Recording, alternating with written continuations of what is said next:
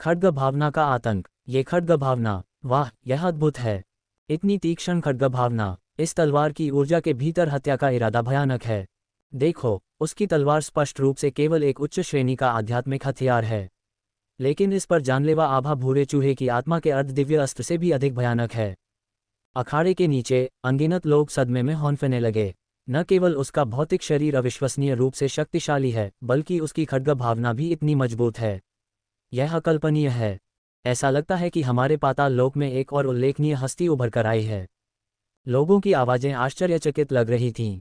अखाड़े पर भूरे चूहे की आत्मा की अहंकारी हंसी उसके गले में ही अटक गई। वह तलवारबाजी में अत्यधिक कुशल है। उसी क्षेत्र में जब तक वह तलवार का उपयोग करता है, वह मूल रूप से उन लोगों को मार सकता है जो उससे कई स्तर ऊंचे हैं। हालांकि खड्ग भावना के प्रति उसकी संवेदनशीलता के कारण ही उसे अस्पष्ट रूप से बेचैनी का एहसास हुआ। नहीं, असंभव। उसने जल्दी से इनकार में अपना सिर हिलाया। यह महिला भूत साधक केवल भूत सेनापति स्तर के चौथे चरण में थी। साधना की दुनिया में वह अमरता तक भी नहीं पहुंच सकती थी। दूसरी ओर उसने अमरलोक में आने के लिए आरोहण की आकाशीय विपत्ति का अनुभव किया था। यद्यपि वह केवल मुक्त अमर स्तर पर था, लेकिन एक महिला भूत साधक से निपटना जिसकी साधना उसके स्तर से एक स्तर कम थी, निश्चित रूप से कोई समस्या नहीं थी। आरोहण और गैर आरोहण में जमीन आसमान का अंतर है। भले ही इस महिला भूत की खड्ग भावना आश्चर्यजनक है, वह फिर भी उसे तब तक पीटेगा जब तक कि वह अपने माता पिता के लिए रोने न लगे। ए छोटी छोकरी, क्या तुम सोचती हो कि थोड़ा सा कौशल होने के कारण तुम बहुत बड़ी तोप हो? मैं तुम्हें सिखाऊंगा कि ठीक से कैसे व्यवहार करना है। भूरे चूहे की आत्मा ने उपहास किया और उसके हाथ में सुनहरी लंबी तलवार से एक चकाचौंध करने वाली रोशनी निकली। तलवार की ऊर्जा भारी थी और एक शक्तिशाली कंपा देने वाली आभा ने दुनिया को भर दिया। मुंह वुशुन को घेर लिया। ये तुम्हारी दादी थी जिसने तुम्हें एक सभ्य इंसान बनना सिखाया था। मुंह वुशुन ने एक ठंडी चीख निकाली और आसमान में उड़ गई। उसके हाथ में तलवार एक सफ़ेद रोशनी और फिर अनगिनत रोशनी और छाया में बदल गई। एक कंपा देने वाली और प्रभावशाली खड्ग भावना, तीक्ष्णता बिखेरती हुई, सीधे भूरे चूहे की आत्मा की ओर चुभ गई। नीचे के लोग और भी अधिक चकित थे। ये खड्ग भावना निश्चित रूप से ऐसी चीज नहीं है जिसे रातों रात विकसित किया जा सके। मैंने कभी नहीं सोचा था कि महिला भूत साधक, जिसके बारे में मुझे लगा था कि केवल एक मजबूत भौतिक शरीर है, के पास इतनी शक्तिशाली खड्ग भावना होगी। अखाड़े की लड़ाई। जिस क्षण खड्ग भावना को मुक्त किया गया, मुंह वुशुन पूरी तरह से एक अलग व्यक्ति में बदलती हुई प्रतीत हुई। उसका पिछला इत्मीनान और उदासीन आचरण गायब हो गया, जिसकी जगह उसकी आंखों में एक चकाचौंध करने वाली रोशनी आ गई, जैसे कोई प्रतिष्ठित तलवार शानदार चमक प्रदर्शित कर रही हो, अपनी तेज धार दिखाते हुए। भूरे चूहे की आत्मा को इस बात का कोई अंदाजा नहीं था कि मुंह वुशुन ने पहले ही उसे एक तलवार साधक के रूप में पहचान लिया था जब वह अन्य हथियारों का उपयोग कर रहा था। वह अजीब हरकतों के साथ चकमा दे रही थी, लेकिन हकीकत में उसने मंच पर प्रत्येक प्रतियोगी को देखा था। यद्यपि भूरे चूहे की आत्मा की खड्ग भावना शक्तिशाली थी और उसका कौशल अत्यधिक उच्च था, उसने पहले ही उसकी कमजोरियों को देख लिया था। जैसे ही मुंह वुशुन ने अपनी लंबी तलवार निकाली, एक सीटी बजाती हुई रोशनी और छाया भूरे चूहे की आत्मा की ओर बढ़ी, जबकि उसी समय उसने अपनी चाल बदल दी। अपनी कलाई की एक झटके और अपने शरीर में थोड़ी सी गिरावट के साथ उसकी लंबी तलवार नाची, एक खड्ग भावना को मुक्त करते हुए जो धीमी और तेज के बीच बदल गई जब वह भूरे चूहे की आत्मा से टकराए।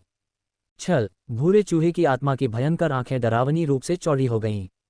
जैसे ही उसने खड्ग भावना को रोकने के लिए अपनी तलवार उठाई, मुंह वुशुन की तलवारबाजी अचानक मुड़ी और घूमी, प्रहारों की एक श्रृंखला को मुक्त करते हुए। प्रत्येक तलवार की चाल प्राचीन और शक्तिशाली थी, फिर भी भीतर छिपी हुई थी। सफ़ेद रोशनी और तलवार की छाया की एक बाढ़ उन पर टूट पड़ी। तलवार के प्रहार की दिशा में अचानक बदलाव ने भूरे चूहे की आत्मा जैसे स्वामी को भी अचंभे में डाल दिया, जो खड्ग भावना से बचाव के लिए जल्दी से पीछे हट गया। लेकिन मुंह वुशुन उसे सांस लेने का कोई समय नहीं देगी। उसने अपने शरीर के भीतर हुआन यिन शक्ति को सक्रिय किया और कंपा देने वाली खड्ग भावना अनगिनत तलवार छायाओं में बदल गई जो भूरे चूहे की आत्मा की कमजोरी की ओर चुभ गई। खड्ग भावना रूप में प्रकट हुई और प्रत्येक तलवार तकनीक अपनी पूरी सीमा तक प्रदर्शित की गई। दर्शक चकित थे। महिला भूत की तलवारबाजी अत्यंत उत्तम थी। प्रत्येक चाल एक दूसरे की पूरक थी, सूक्ष्म और गहन। उसकी खड्ग भावना कभी दबंग और कभी अलौकिक थी, जिसे समझना मुश्किल था। सुश्री मु अद्भुत हैं। जिंगचेन मंच के नीचे से तारों भरी आंखों से देख रहा था, पूरी तरह से उनका प्रशंसक बन गया। अस्त व्यस्त बूढ़ा ताओवादी पुजारी और भी अधिक हैरान था। यह महिला भूत साधक भूरे चूहे की आत्मा से लड़ते समय अपने साधना स्तर को दबा रही है, और अब तक उसके साधना स्तर का एक भी अंश सामने नहीं आया है। सभी ने सोचा कि उसके पास केवल एक भूत सेनापति की साधना है, लेकिन उन्हें क्या पता था कि उसके पास पहले से ही एक सत्य अमर या उससे उच्च की साधना थी। अगर वह अपनी असली ताकत के साथ भूरे चूहे की आत्मा से लड़ती, तो भूरे चूहे की आत्मा शायद अब तक जमीन पर पड़ी होती। हे भगवान, यह महिला भूत साधक वास्तव में शक्तिशाली है। यहाँ तक कि उच्च स्तर के लोग भी दूसरों को पूरी तरह से अभिभूत कर सकते हैं। बूढ़े ताओवादी की आंखों में एक प्रशंसा चमकी, उसके बाद एक धूर्त मुस्कान आई। मैं आज बहुत सारा पैसा कमाने जा रहा हूँ। हे, चूहे का अंत। भूरे चूहे की आत्मा में कमजोरी का पता लगाने के बाद मुंह वुशुन की बहती तलवार तकनीक ने भूरे चूहे की आत्मा के हमलों को अजेय बल के साथ दूर कर दिया, जिससे दर्शकों की आंखें चकाचौंध हो गईं। तुम्हारी परदादी अपनी तलवार से अनाम लोगों को नहीं मारती, लेकिन लगता है आज मुझे एक अपवाद बनाना पड़ेगा। मुंह वुशुन ने उपहास किया। भूरे चूहे की आत्मा का मुंह गंदा है और वह शिष्टता से बोलता है, यहाँ तक कि उसकी आंतों को बाहर निकालने की धमकी भी देता है। खैर, वह उसे उसी की दवा का स्वाद चखाएगी। भूरे चूहे की आत्मा ये सुनकर उग्र हो गई और अपने बचाव में और भी कमजोरियां प्रकट कर दीं। लड़ाई के दौरान एक कमजोरी को उजागर करना घातक है, भले ही वह गति का थोड़ा सा हिस्सा ही क्यों न हो। मुंह वुशुन के हाथों में तलवार जोर से चमक उठी। उसने तलवार घुमाई और भूरे चूहे की आत्मा के माथे की ओर हथौड़े की तरह अजेय खड्ग भावना को मुक्त किया। शू, एक पल में भूरे चूहे की आत्मा की बाहों के बीच एक खूनी छेद दिखाई दिया। धम्म, भूरे चूहे की आत्मा, उसकी आंखें अविश्वास से चौड़ी थीं, मंच से गिर गई। अरे, भूरे चूहे की आत्मा मारी गई। हे भगवान, अकल्पनीय, यह महिला भूत साधक अविश्वसनीय रूप से शक्तिशाली है। वह उच्च स्तर के लोगों को मार सकती है। दर्शकों में एक हंगामा मच गया। किसी को भी उम्मीद नहीं थी कि यह महिला भूत साधक, जो केवल भूत सेनापति के स्तर पर थी, वास्तव में भूरे चूहे की आत्मा को मार सकती है। लेकिन यही सच है। जैसे ही हर कोई देखने में तल्लीन था, मुंह वुशुन ने अपनी तलवार उठाई और उसे नीचे लाया, भूरे चूहे की आत्मा को तुरंत मार डाला। भूरे चूहे की आत्मा का शव अखाड़े के नीचे आंखें चौड़ी किए हुए मृत पड़ा था। धम्म, एक जोरदार नगाड़े की आवाज के साथ इस मंच पर प्रतियोगिता पूरी तरह से समाप्त हो गई। विरोधियों की धमकियां और जुआघर का खेल। एकुतिया, तुम बस रुको। तुम मर चुकी हो। भूरा चूहा दानव स्वर्ण गरुड़ राजा का गुर्गा है। कई दानव साधकों ने मुंह वुशुन से संपर्क किया, उनकी आंखें द्वेष से भरी थीं जब उन्होंने एक चेतावनी जारी की। बस रुको, अगले मुकाबले में तुम्हें टुकड़ों में फाड़ दिया जाएगा। तुम्हें 2 और दिन खुशी मनाने देते हैं। ये कहने के बाद दानव साधक अखाड़े से उतरने वाले और भूरे चूहे की आत्मा के शव को ले जाने वाले पहले व्यक्ति थे। मुंह वुशुन द्वारा बचाए गए आध्यात्मिक साधक ने मुंह वुशुन को एक जटिल रूप दिया, फिर धन्यवाद के एक शब्द के बिना दूर खिसक गया। ऐसा लग रहा था मानो उसे उसके द्वारा फंसाए जाने का डर हो। ये व्यक्ति एक आध्यात्मिक साधक माना जाता है। वह अपनी रक्षक को धन्यवाद कहना भी नहीं जानता। जादुई स्थान के अंदर जियाओ जुआनिक्सी ने ठंडी सांस ली। मुंह वुशुन शांत रही। उसने अपने बेटे से कहा, जिक्सी, पाताल लोक में आने वाले अधिकांश आध्यात्मिक साधक वे हैं जो अमर लोक में सफल नहीं हो सके। उनका स्वभाव खराब होना सामान्य है। बस मन शांत रखो। जियाओ जुआनिक्सी ने सिर हिलाया, उसके दिमाग में चेतावनी की भावना थी। कई भूत साधक आए और मुंह वुशुन के साथ कुछ शब्द बोले। उसके शब्द प्रशंसा से भरे थे। वे उसे भूत साधकों के बीच एक उभरते सितारे के रूप में मानते थे और उससे बहुत उम्मीदें रखते थे। धिक्कार है, मुझे अचानक याद आया, मैंने 100 निम्न श्रेणी के हुआनयिन पत्थर खो दिए। धिक्कार है, मैं भी हार गया। धिक्कार है, मैंने सोचा कि यह एक पक्की जीत थी। हम हार गए। मैंने सब कुछ खो दिया है और अब कंगाल हो गया हूँ। हुआनयिन पत्थरों को खोने वाले ज्यादातर दानव साधक थे और वे लगातार कोस रहे थे और गालियां दे रहे थे। मुंह वुशुन ने पाया कि अपमान करने वाले लोगों में से कोई भी भूत साधक नहीं था। उसने जो देखा और सुना था उससे यह नहीं था कि भूत साधक जुआ नहीं खेलते थे, बल्कि यह था कि पाताल लोक में भूत साधक उसकी कल्पना से कहीं अधिक एकजुट थे। साथ ही भूत साधकों के रूप में सभी को उम्मीद थी कि वह जीतेगी। कोई भी भूत साधक उसे हारते हुए नहीं देखना चाहता था। अमर लोक के अन्य हिस्सों में यह संभावना नहीं है कि एक ही तरह के लोग इसे हासिल कर सकें और आध्यात्मिक साधक इतने एकजुट नहीं हो सकते थे। इसलिए उसने वास्तव में हुआनयिन पत्थरों से अपना पैसा साफ जमीर के साथ कमाया। मुंह वुशुन ने संदेह से बचने की कोशिश नहीं की और सीधे अस्त व्यस्त बूढ़े ताओवादी की ओर चल दी। ये देखकर दानव साधकों और राक्षस साधकों ने सभी को कोसा। तो ये छोटी लोमड़ी उस बूढ़े ताओवादी पुजारी वुडे को जानती है। बूढ़े ताओवादी पुजारी को इस युवा महिला की असली ताकत का हमेशा से पता होना चाहिए। तुमने मुझे लूट लिया। वे पैसे ठगने के लिए एक साथ मिल गए हैं। एक घोटाला। बूढ़े ताओवादी पुजारी ने मुस्कुराते हुए कहा, अमिताभ, जुए जैसी सुरुचिपूर्ण चीज का वर्णन करने के लिए आप धोखाधड़ी शब्द का उपयोग कैसे कर सकते हैं। मुंह वुशुन ने अपनी पूरी आभा को मुक्त किया, एक ही नज़र से सब पर हावी होते हुए। अगर तुम्हारे पास पैसा नहीं है तो जुआ मत खेलो। इन शब्दों ने आसपास के दानव साधकों को क्रोध से खून की उल्टी करने पर मजबूर कर दिया। ए दुष्ट औरत, तुम्हारी हिम्मत कैसे हुई हम दादाओं से इस तरह बात करने की? तुम बस रुको, अगले मुकाबले में तुम किसी को अपनी लाश उठाने के लिए बुला सकती हो। कई दानव साधकों ने मू वुशुंग को कोसा। मू वुशुंग ने उपहास किया और जानबूझकर कहा, मैं अभी अपने स्तर से परे किसी को मारने में सक्षम थी, और मैं अगली बार फिर ऐसा कर सकती हूँ। कौन किसकी लाश उठाएगा यह अभी भी अनिश्चित है। इतनी कम उम्र, फिर भी इतना अहंकार। मुझे उम्मीद है कि तुम्हारे पास अपनी अगली प्रतियोगिता में भी वही साहस होगा। हम्फ, इतनी कम साधना के साथ इतना अहंकारी, उसे पता भी नहीं चलेगा कि वह कैसे मरा।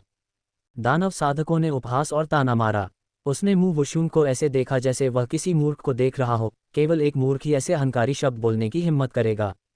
मू वुशुंग ने अपने हाव भाव बदले बिना ठंडेपन से कहा, तुम मूर्खों के झुंड, बस इंतजार करो और देखो कि कैसे मैं तुम्हारी दादी स्वर्ण गरुड़ राजा और चोंगलोऊ को कुचल देती हूँ, बढ़त लेती हूँ और अंतिम नगर देवता बन जाती हूँ।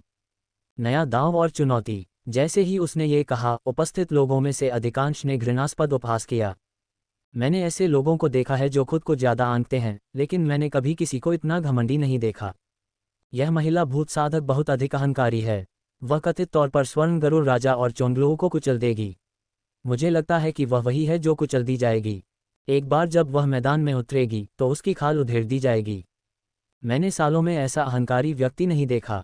यहाँ तक कि अस्त व्यस्त बूढ़े ताओवादी ने भी भौहें से कोड़ ली। मन ही मन सोचा, ये लड़की पहले इतनी होशियार और शांत लग रही थी, वह इन दानव साधकों को भड़काने के लिए इतना तरकीन व्यवहार क्यों कर रही है?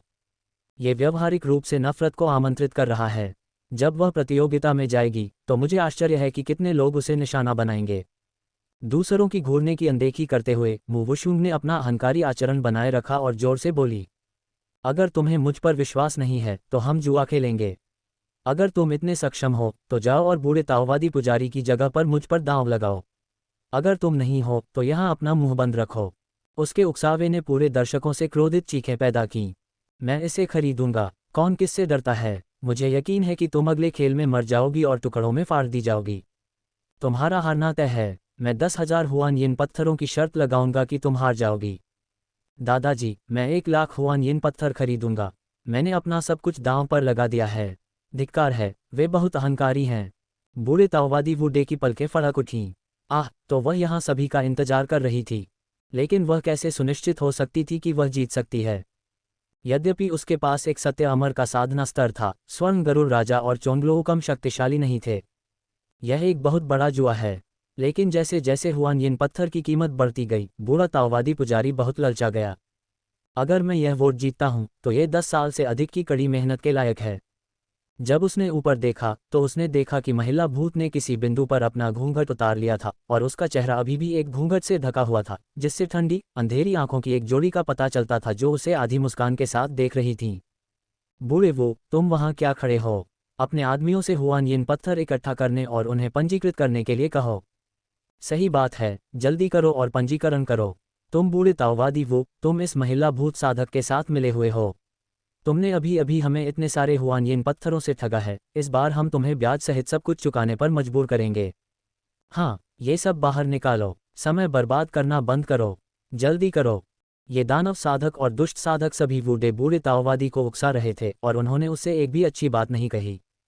उनका मानना था कि बूढ़ा ताओवादी पुजारी और महिला भूत साधक मिले हुए थे। उन्हें लगा कि महिला भूत साधक ऐसी बातें कहकर खुद को बहुत अधिक आंक रही है और वे इस अवसर का उपयोग खोए हुए हुआन येन पत्थरों को वापस जीतने के लिए कर सकते हैं, और यहाँ तक कि दोगुने हुआन येन पत्थर भी जीत सकते हैं। स्वाभाविक रूप से वे बूढ़े ताओवादी पुजारी को उकसाते रहे, उसे आपत्ति करने का मौका नहीं दिया। किसी को नहीं लगा कि मू वुशुंग जीत सकती है, क्योंकि उसने जनता को नाराज कर दिया था, दानव साधकों और दुष्ट साधकों को नाराज कर दिया था, और बेशर्मी से दावा किया था कि वह स्वर्ण गरुड़ राजा और चोंगलोऊ को आसानी से हरा सकती है। अगर वह नहीं मरेगी तो कौन मरेगा? वह निश्चित रूप से अगले मुकाबले में सबसे पहले मारी जाएगी। इसलिए इस बार आप जितने अधिक हुआन येन पत्थर का दांव लगाएंगे, आप उतना ही अधिक जीतेंगे। मू वुशुंग चिंतित नहीं थी कि बूढ़ा ताओवादी सहमत नहीं होगा। वह बता सकती थी कि बूढ़ा ताओवादी पैसे का लालची था। वह हर किसी पर मुस्कुराता हुआ प्रतीत होता था, लेकिन हकीकत में वह किसी से भी ज्यादा चालाक था। भाग्य बहादुरों का साथ देता है और वह निश्चित रूप से यह जोखिम भरा कदम उठाएगा। जैसा कि उसने उम्मीद की थी, बूढ़े ताओवादी की आंखें कुछ बार घूमी, फिर वह मुस्कुराया और बोला, अमिताभ, मैं वास्तव में सट्टेबाजी का बाजार नहीं खोलना चाहता, लेकिन जो अपनी बात का पक्का होता है उसे अपना वादा निभाना चाहिए। चून की साथी ताओवादी मुंह ने बोला है, मेरे पास अनुपालन करने के अलावा कोई विकल्प नहीं है। मैं अत्यंत सत्यनिष्ठा वाला व्यक्ति हूँ।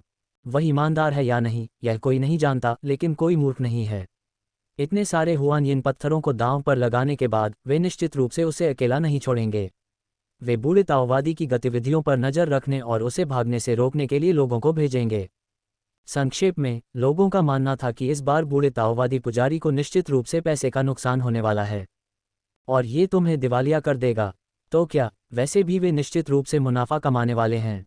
कुछ ही समय में बूढ़े ताओवादी ने लाखों हुआनयिन पत्थर इकट्ठा कर लिए थे और भी अधिक लोग मू वुशुंग की हार पर दांव लगाने के लिए हुआनयिन पत्थर ला रहे हैं। वे सभी सोचते थे कि अगर वे नहीं खरीदेंगे तो घाटे में रहेंगे। इसके अलावा मू वुशुंग की उकसावे की कार्रवाई और आक्रामकता बहुत प्रभावी थी। दानव साधक और दुष्ट साधक दोनों उसके अहंकार से अत्यंत असंतुष्ट थे और चाहते थे कि वह मर जाए। अपने मिशन को सफलतापूर्वक पूरा करने के बाद मू वुशुंग सराय में लौट आए। हाँ, उसने पहले जो कुछ भी किया था वह जानबूझकर किया गया था, क्योंकि वह पहले ही अखाड़े में एक दानव साधक को मार चुकी थी, जिसका मतलब था कि उसने दानव साधकों को नाराज कर दिया था। चूंकि हमने उन्हें पहले ही नाराज कर दिया है, इसलिए हम उन्हें पूरी तरह से अपूरणीय बना सकते हैं। उसने स्वर्ण गरुड़ राजा और चोंगलुओं को देखा और महसूस किया कि उसकी साधना का स्तर वास्तव में उनके जितना ऊंचा नहीं था। हालांकि प्रतियोगिता के अगले दौर में 2 दिन शेष रहने पर वह जादुई स्थान में साधना करना जारी रख सकती है। यह उसका सबसे बड़ा तुरुप का पत्ता और धोखा देने वाला उपकरण है। उसके पास साधना करने के लिए आम लोगों की तुलना में 10,000 गुना अधिक समय है। तो एक व्यक्ति को नाराज करना 2 को नाराज करने के समान है, तो वह अधिक उच्च स्तरीय हो सकती है और अधिक हुआनयिन पत्थर कमाने के लिए इस अवसर का लाभ उठा सकती है। वह सराय लौटने के तुरंत बाद साधना करने नहीं लगी, वह किसी का इंतजार कर रही थी। आधे घंटे से भी कम समय में दरवाजे पर तेजी से दस्तक हुई। मू वुशुंग ने दरवाजा खोला और जैसा कि उसे उम्मीद थी, उसने अस्त व्यस्त बूढ़े ताओवादी पुजारी और उसके शिष्य जिंगचेन को बाहर खड़ा देखा। जैसे ही बूढ़े ताओवादी पुजारी ने प्रवेश किया, उसने मू वुशुंग से घबराहट में कहा, युवा मित्र, क्या तुम्हें सच में यकीन है कि तुम जीत सकती हो? ये बूढ़ा ताओवादी बहुत बड़ा जुआ खेल रहा है। अगर तुम हार गई तो मैं पूरी तरह से दिवालिया हो जाऊंगा। क्या मैं ऐसा कोई काम करूंगी जिसे संभालने का मुझे यकीन न हो? अगर आप हारते हैं तो आप दिवालिया होंगे, लेकिन अगर मैं हारती हूं तो मैं अपनी जान गंवा दूंगी। क्या मैं अपनी जान के साथ मजाक करूंगी? मू वुशुंग ने अत्यंत शांति से कहा। उसकी ये बातें सुनकर बूढ़े ताओवादी पुजारी ने राहत की सांस ली। यह अच्छा था कि वह आत्मविश्वास से भरी थी। उसे सबसे ज्यादा डर इसी बात का था कि कहीं उसमें आत्मविश्वास की कमी न हो।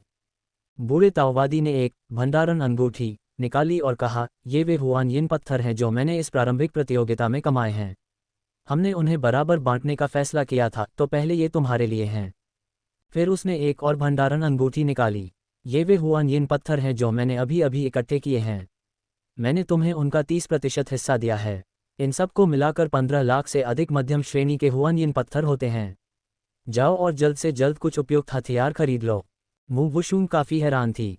बूढ़ा ताओवादी एक कंजूस व्यक्ति था और लालची लगता था, लेकिन परिणाम आने से पहले ही वह अपनी संपत्ति का 30% हिस्सा उसे हथियार खरीदने के लिए देने को तैयार था।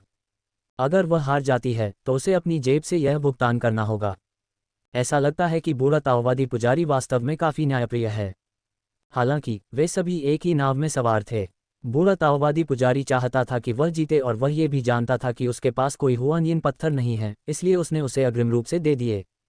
धन्यवाद। मुझे उम्मीद नहीं थी कि भूत साधना शहर के ये लोग इतने अमीर होंगे। उन्होंने इतने कम समय में लाखों मध्यम श्रेणी के हुआनयिन पत्थर इकट्ठे कर लिए हैं। मू वुशुंग ने हुआनयिन पत्थरों को स्वीकार करते हुए कहा, लेकिन उसका अपना हथियार बदलने का कोई इरादा नहीं था। उसकी तलवार उसके महाराज द्वारा प्यार की निशानी के रूप में दी गई थी और वह इसका उपयोग करना जारी रखेगी। बूढ़ा ताओवादी हंसा और बोला, ये तो कुछ भी नहीं है। अगले 2 दिनों में हमारे 108 शहरों के सभी दानव और राक्षस साधक शायद तुम्हारी हार पर दांव लगाने के लिए मेरे पास आएंगे। उन्हें लगता है कि यह पैसा कमाने का पक्का तरीका है। चूंकि यह एक पक्की बात लग रही थी, इसलिए हर कोई इसका फायदा उठाना चाहेगा। अगर वह जीत जाती है तो वे एक साथ जितने हुआनयिन पत्थर कमाएंगे उनकी संख्या अकल्पनीय होगी। अनगिनत लोग अपने कपड़ों के अलावा सब कुछ खो देंगे। यही सबसे बड़ा कारण था कि उसने उसके साथ सहयोग करने के लिए सहमति व्यक्त की थी। इस काम के पूरा होने के बाद मैं सोने और चांदी में खेलूंगा और मुझे फिर कभी भोजन या कपड़ों की चिंता नहीं करनी पड़ेगी। हम भूत साधक आपकी हार पर दांव नहीं लगाएंगे, जिंगचेन ने गंभीरता से कहा। मू वुशुंग मुस्कुराई और बोली, तुम अन्य जुआघरों में मेरी जीत पर दांव लगा सकते हो, बेहतर होगा कि तुम अपनी सारी जमा पूंजी दांव पर लगा दो। जिंगचेन की आंखें चौड़ी हो गईं। जुआ खेलने के लिए किसी को कौन प्रोत्साहित करता है? लेकिन वह बहुत आश्वस्त थी। उसने पूछा, सच में? अगर आप वास्तव में इतनी आश्वस्त हैं तो मैं आपकी जीत पर दांव लगाऊंगा और मैं अपने दोस्त को भी आपकी जीत पर दांव लगाने के लिए कहूंगा। सट्टेबाजी की अन्य जगहों पर आपके जीतने की संभावनाएं पहले ही 20 गुना तक बढ़ गई हैं और उन सट्टेबाजों को विश्वास नहीं है कि आप जीत सकती हैं। 20 गुना? तो फिर लगे हाथ तुम मेरे लिए 5 लाख मध्यम श्रेणी के हुआन यिन पत्थर का दांव लगा सकते हो। मू वुशुंग ने अपनी भंडारण अंगूठी खोली, 5 लाख मध्यम श्रेणी के हुआन यिन पत्थरों को दूसरी भंडारण अंगूठी में स्थानांतरित किया और उन्हें जिंगचेन को सौंप दिया। क्या? जिंगचेन खाली नजरों से घूरता रहा। आप चाहती हैं कि मैं ये दांव लगाऊं? क्या आपको डर नहीं है कि मैं आपके हुआन यिन पत्थर लेकर भाग जाऊंगा? बूढ़ा ताओवादी पुजारी अवाक रह गया। असीम स्वर्गीय देवता, मैं पहले ही काफी लालची रहा हूं, लेकिन मैंने कभी नहीं सोचा था कि मुझसे भी ज्यादा क्रूर कोई होगा। तुमने भूत साधना शहर के दानव साधकों और राक्षस साधकों के हुआन यिन पत्थरों से अपना पैसा पहले ही बना लिया है और अब तुम जुआघर में भी हुआन यिन पत्थरों से पैसा कमाना चाहती हो। मैं वास्तव में प्रभावित हूं।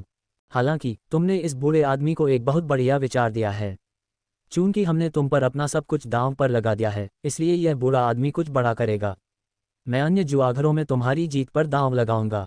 मैं हर जुआघर को दिवालिया करने के लिए दृढ़ संकल्पित हूं। वह जोर से हंसा। इसलिए युवा मित्र, तुम्हें हर हाल में जीतना ही होगा।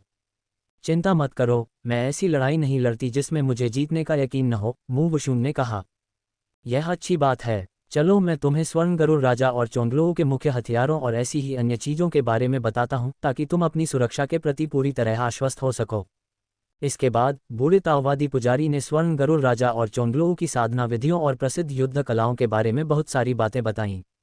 मू वुशुंग ने ध्यान से सुना। हालांकि उसने स्वर्ण गरुड़ राजा और चोंगलों के बीच का मुकाबला देखा था, फिर भी उसे गहरी समझ की कमी थी।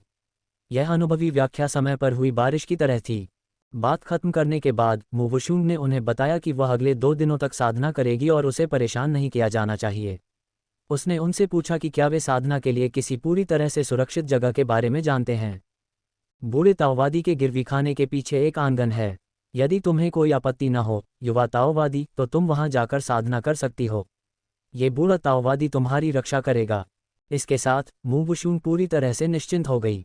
वह ये नहीं कह रही थी कि उसे बूढ़े ताओवादी पर पूरा भरोसा था, बल्कि यह कि वे अब एक ही नाव में थे और बूढ़ा ताओवादी उसकी साधना के दौरान कोई समस्या पैदा नहीं होने देगा। बूढ़े ताओवादी के आंगन में पहुंचने और आसपास देखने के बाद मू वुशुंग ने राहत की सांस ली। शुक्र है, ये बूढ़े ताओवादी के अस्त व्यस्त अंदाज के विपरीत साफ सुथरा और व्यवस्थित था। मैं इस जगह की हर दिन सफाई करता हूँ सुश्री मू, चिंता मत कीजिए, जिंगचेन ने मुस्कुराते हुए कहा। तभी यह इतना साफ है। तुम्हारी कड़ी मेहनत के लिए धन्यवाद, मू वुशुंग ने मुस्कुराते हुए उससे कहा। जिंगचेन का नाजुक चेहरा तुरंत लाल हो गया। वह शर्मीली मुस्कान के साथ वहां से भाग गया। अद्भुत साधना और नई शक्तियों का जागरण। कमरे में प्रवेश करने के बाद मू वुशुंग ने कई अवरोधक और प्रतिबंध स्थापित किए।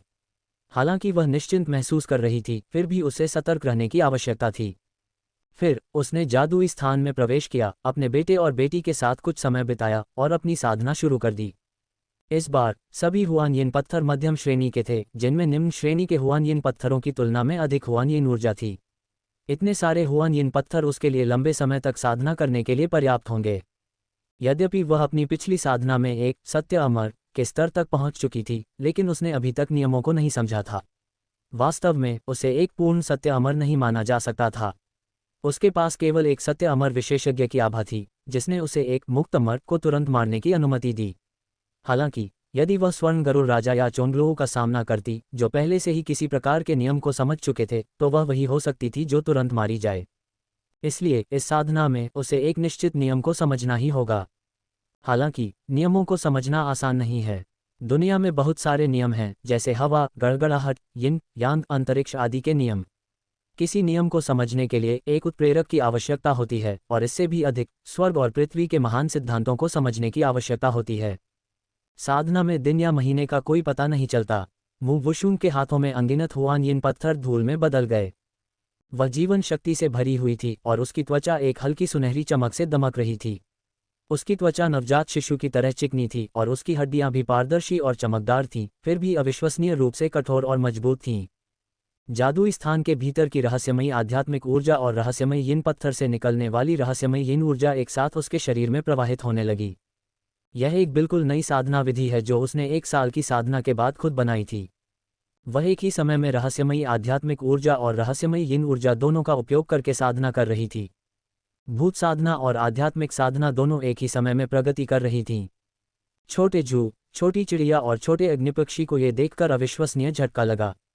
इस दुनिया में पहले से ही बहुत कम लोग हैं जो एक ही समय में आध्यात्मिक साधना और भूत साधना दोनों कर सकते हैं, लेकिन मालकिन ने वास्तव में अपनी खुद की साधना विधि बनाई जो उसे एक ही समय में 2 बिल्कुल अलग तकनीकों की साधना करने की अनुमति देती है। ये चौंकाने वाला कैसे नहीं हो सकता। जादुई स्थान में सुनहरी रोशनी चमक उठी और एकत्रित रहस्यमयी आध्यात्मिक ऊर्जा और रहस्यमयी यिन ऊर्जा मू वुशुंग की 8 असाधारण नाड़ियों में उमड़ पड़ी और बादलों की तरह उसके नाभि चक्र में प्रवाहित हो गई। उसके पूरे शरीर ने लोगों को पूरी तरह से तरोताजा होने का एहसास दिया। मू वुशुंग की घनी पलकें थोड़ी कांपीं और उसकी आंखें धीरे धीरे खुलीं, जिससे अलग थलग और स्वतंत्र काली आंखों की एक जोड़ी का पता चला। फिर वह खड़ी हो गई, उसकी हड्डियां हल्की सी चटक रही थीं। वह चारों ओर घूमी और महसूस किया कि उसके आंतरिक अंगों में एक कोमल, सुनहरी शक्ति दौड़ रही है। उसे लगा जैसे वह उसके द्वारा आत्मसात की जा रही हो और उसे ऐसा लगा जैसे उसके शरीर में अटूट ताकत आ गई हो। उसका भौतिक शरीर पहले से भी अधिक मजबूत हो गया है, यहाँ तक कि रहस्यमयी ऊर्जाओं को अवशोषित करने की गति भी काफ़ी बढ़ गई है।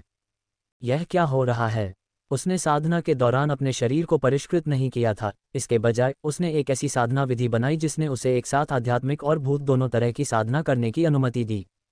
ये सुनहरी आदिम शक्ति तब प्रकट हुई प्रतीत होती है जब वह एक साथ 2 अलग अलग साधना तकनीकों का अभ्यास कर रही थी। उसे अचानक आश्चर्य हुआ कि यदि वह दानव साधना और बर्बर साधना जैसी अन्य विभिन्न साधना प्रणालियों का भी अभ्यास करती है तो क्या ये सुनहरी आदिम शक्ति और भी मजबूत होगी। हालांकि उसके पास फिलहाल अन्य प्रणालियों की साधना करने का समय नहीं है, वह बाद में उससे निपटेगी। वह पहले से ही सुनहरी आदिम शक्ति से सुखद रूप से आश्चर्यचकित थी। यदि वह इस तरह साधना करना जारी रखती तो उसकी शारीरिक शक्ति एक दिव्य अस्त्र या यहाँ तक कि ईश्वरीय अस्त्र के बराबर हो सकती थी। भविष्य में यदि कोई दिव्य अस्त्र उस पर गिर भी जाए तो वह डरेगी नहीं। वह फिर से बैठ गई और शांति से ध्यान करने लगी। उसके काले बाल बिना हवा के उड़ रहे थे, उसकी त्वचा दमक रही थी और उसकी आभा प्राचीन और प्राकृतिक थी, मानो 3000 महान मार्ग प्रकट हो रहे हों और उसे तपा रहे हों। उसकी रक्त ऊर्जा अत्यधिक उमड़ रही थी, एक असली ड्रैगन के फूटने की तरह उसके सिर के ऊपर मंडरा रही थी। उसके भौतिक शरीर की आभा आश्चर्यजनक थी, जो सभी नायकों को अभिभूत करने के लिए पर्याप्त थी। उसका भौतिक शरीर अभी भी बदल रहा था, उसकी त्वचा तेजी से पारदर्शी और दोषरहित हो रही थी, शक्तिशाली जीवन शक्ति बिखेर रही थी, मानो वह पुनर्जन्म ले रही हो। स्वर्ग और पृथ्वी का सार उसके शरीर में प्रवाहित हो रहा था। इस आभा के कारण छोटे जू, छोटी चिड़िया, छोटे अग्निपक्षी और अपनी छोटी बहन को गोद में लिए हुए जियाओ जुआनिक्सी सभी ने पत्थर की दीवार पर उसकी ओर देखा। वे अचंभित और विस्मय से भरे हुए थे। इस क्षण मू वुशुंग का परिवर्तन पूरा हो गया। उसकी आंखें चमक उठीं क्योंकि उसने अपने भीतर की शक्तिशाली शक्ति को महसूस किया। उसने अपनी मुट्ठी भींची और पत्थर की दीवार पर मुक्का मारा। एक गगनभेदी गर्जना के साथ पत्थर की दीवार दसियों फीट की भयानक गहराई तक फट गई और आसपास की पत्थर की दीवार टूटने के कगार पर थी। विनाशकारी शक्ति केवल भयावह है। मू वुशुंग हवा में उड़ी, उसके कपड़े फड़फड़ा रहे थे जो सर्वोच्च अधिकार की आभा बिखेर रहे थे। उसका पूरा शरीर चमक रहा था, चकाचौंध और दीप्तिमान, मानो उसके पास किसी देवता की आभा हो। आकाशीय विपत्ति और अंतरिक्ष के नियमों का ज्ञान। आसमान में एक गड़गड़ाहट गूंज उठी। माँ एक और विपत्ति से गुजरने वाली है, जियाओ जुआनिक्सी ने बहुत प्रशंसा के साथ कहा। अब ये जादुई स्थान अपने आप में एक छोटी सी दुनिया बन गया है जो स्वर्गीय मार्ग को रोक सकता है। लेकिन हाल ही में ऐसा लगता है कि इस छोटी सी दुनिया ने स्वयं स्वर्गीय मार्ग को उत्पन्न कर लिया है। स्वर्गीय मार्ग का उद्देश्य मू वुशुंग को तपाकर मजबूत बनाना है। यहाँ तक कि 2 खूबसूरत युवा आत्माएं और छोटा अग्निपक्षी, जिन्हें बहुत जानकारी थी, वे भी इसका कारण नहीं जानते थे, क्योंकि उन्होंने कभी नहीं सुना था कि कोई छोटी सी दुनिया अपना स्वयं का स्वर्गीय मार्ग बनाती है। हालांकि मालकिन की छोटी सी दुनिया ने स्वर्गीय मार्ग का निर्माण किया। मू वुशुंग कुनलुन पर्वत की चोटी पर उड़ गई और उसने आसमान की ओर नीचे देखा। अचानक आसमान घोर काला हो गया, मानो वह ढह गया हो। गड़गड़ाहट बहरी करने वाली थी और बिजली बेतहाशा कड़क रही थी। दूर सुनहरी बिजली उमड़ रही थी और उथल पुथल मचा रही थी। यह विपत्ति उन विपत्तियों से कई गुना अधिक भयानक थी जिनका उसने पहले सामना किया था। हालांकि मू वुशुंग अच्छी तरह जानती थी कि ऐसा इसलिए था क्योंकि उसकी ताकत और भी अधिक हो गई थी।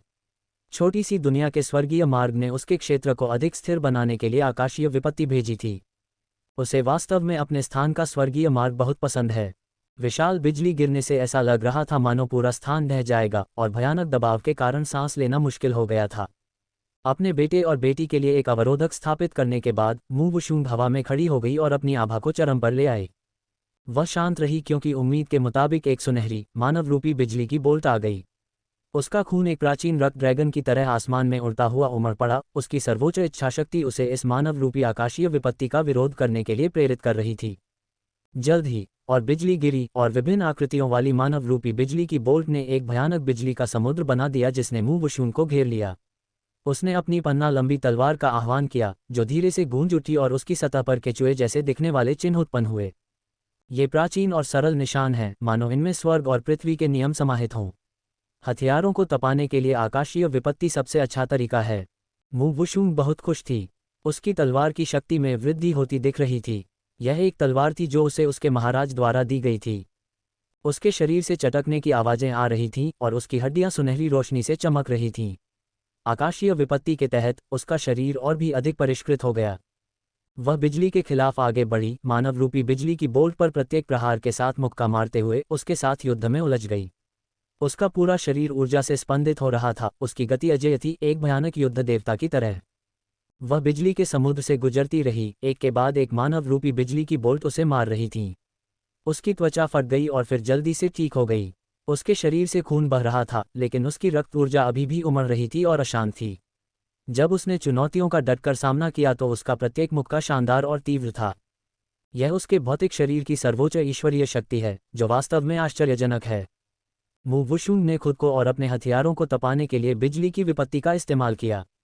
उसका सार गहरा और अटूट था। वह पिछली बार की तुलना में आकाशीय विपत्ति के दौरान और भी अधिक सहज थी। इस क्षण मू वुशुंग के मन में अचानक एक विचार आया। उसके शरीर में एक मामूली सी असामान्यता ने उसका ध्यान खींचा।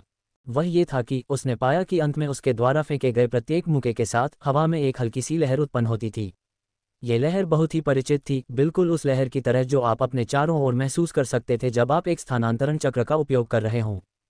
हालांकि यह उतार चढ़ाव बहुत छोटा है और इसे लगभग अनदेखा किया जा सकता है, लेकिन मू वुशुंग संवेदनशील थी और अचानक उसे कुछ याद आया और उसके होठों के कोने हल्के से ऊपर उठ गए। अंतरिक्ष के नियम। उसने आखिरकार नियमों की शक्ति को महसूस किया।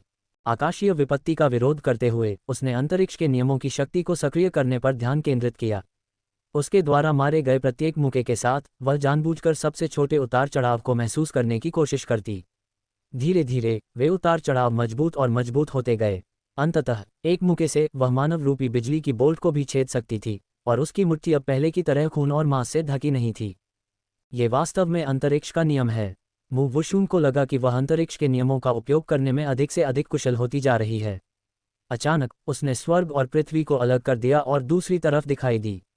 आकाशीय विपत्ति को मू वुशुंग के सिर पर फिर से गिरने से पहले कुछ सांसों का खाली समय मिला।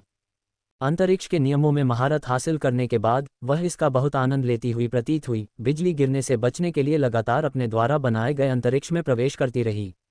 इसके अलावा उसकी गति बढ़ गई, शुरुआत में लगातार बिजली की चपेट में आने से लेकर बाद में अदृश्य होने तक, जिससे वह किसी देवता की तरह लगने लगी। आकाशीय विपत्ति और भी बड़ी हो गई और शून्य ढहता रहा, एक विशाल महासागर की तरह, हिंसक रूप से लहरें मारते हुए, सभी दिशाओं को हिलाते हुए। मू वुशुंग की आंखें बिजली की तरह चमक उठीं जब वह हवा में लंबी खड़ी थी, एक शक्तिशाली आभा को मुक्त करने के लिए अपनी आंतरिक ऊर्जा का आह्वान करते हुए और बिजली का डटकर सामना किया। धड़ाम! मू वुशुंग तुरंत फट गई और झुलस गई। उसका शरीर जले हुए काले खून से ढक गया और उसकी हड्डियां चटकने लगीं। लेकिन वह जल्दी ही ठीक हो गई, अगली विपत्ति की तैयारी के लिए अपने शरीर को तपाते हुए। मू वुशुंग अडिग थी और उसने डटकर विरोध किया। आकाशीय बिजली भयंकर थी, लेकिन अंततः स्वर्गीय विपत्ति चुपचाप पीछे हट गई। बिजली का प्रकोप शांत हो गया, बादलों का समुद्र छट गया और आकाश अपने मूल नीले रंग में लौट आया। बारिश की बूंदें मू वुशुंग पर गिरी और उसका शरीर एक ऐसी सुनहरी रोशनी से चमक उठा जिसे सीधे देखना आंखों को चकाचौंध कर देने वाला था। कुछ देर बाद वह सुनहरी रोशनी धीरे धीरे उसके शरीर में समा गई। माँ, मैं आपके भीतर से किसी भी साधना को महसूस क्यों नहीं कर पा रहा हूँ?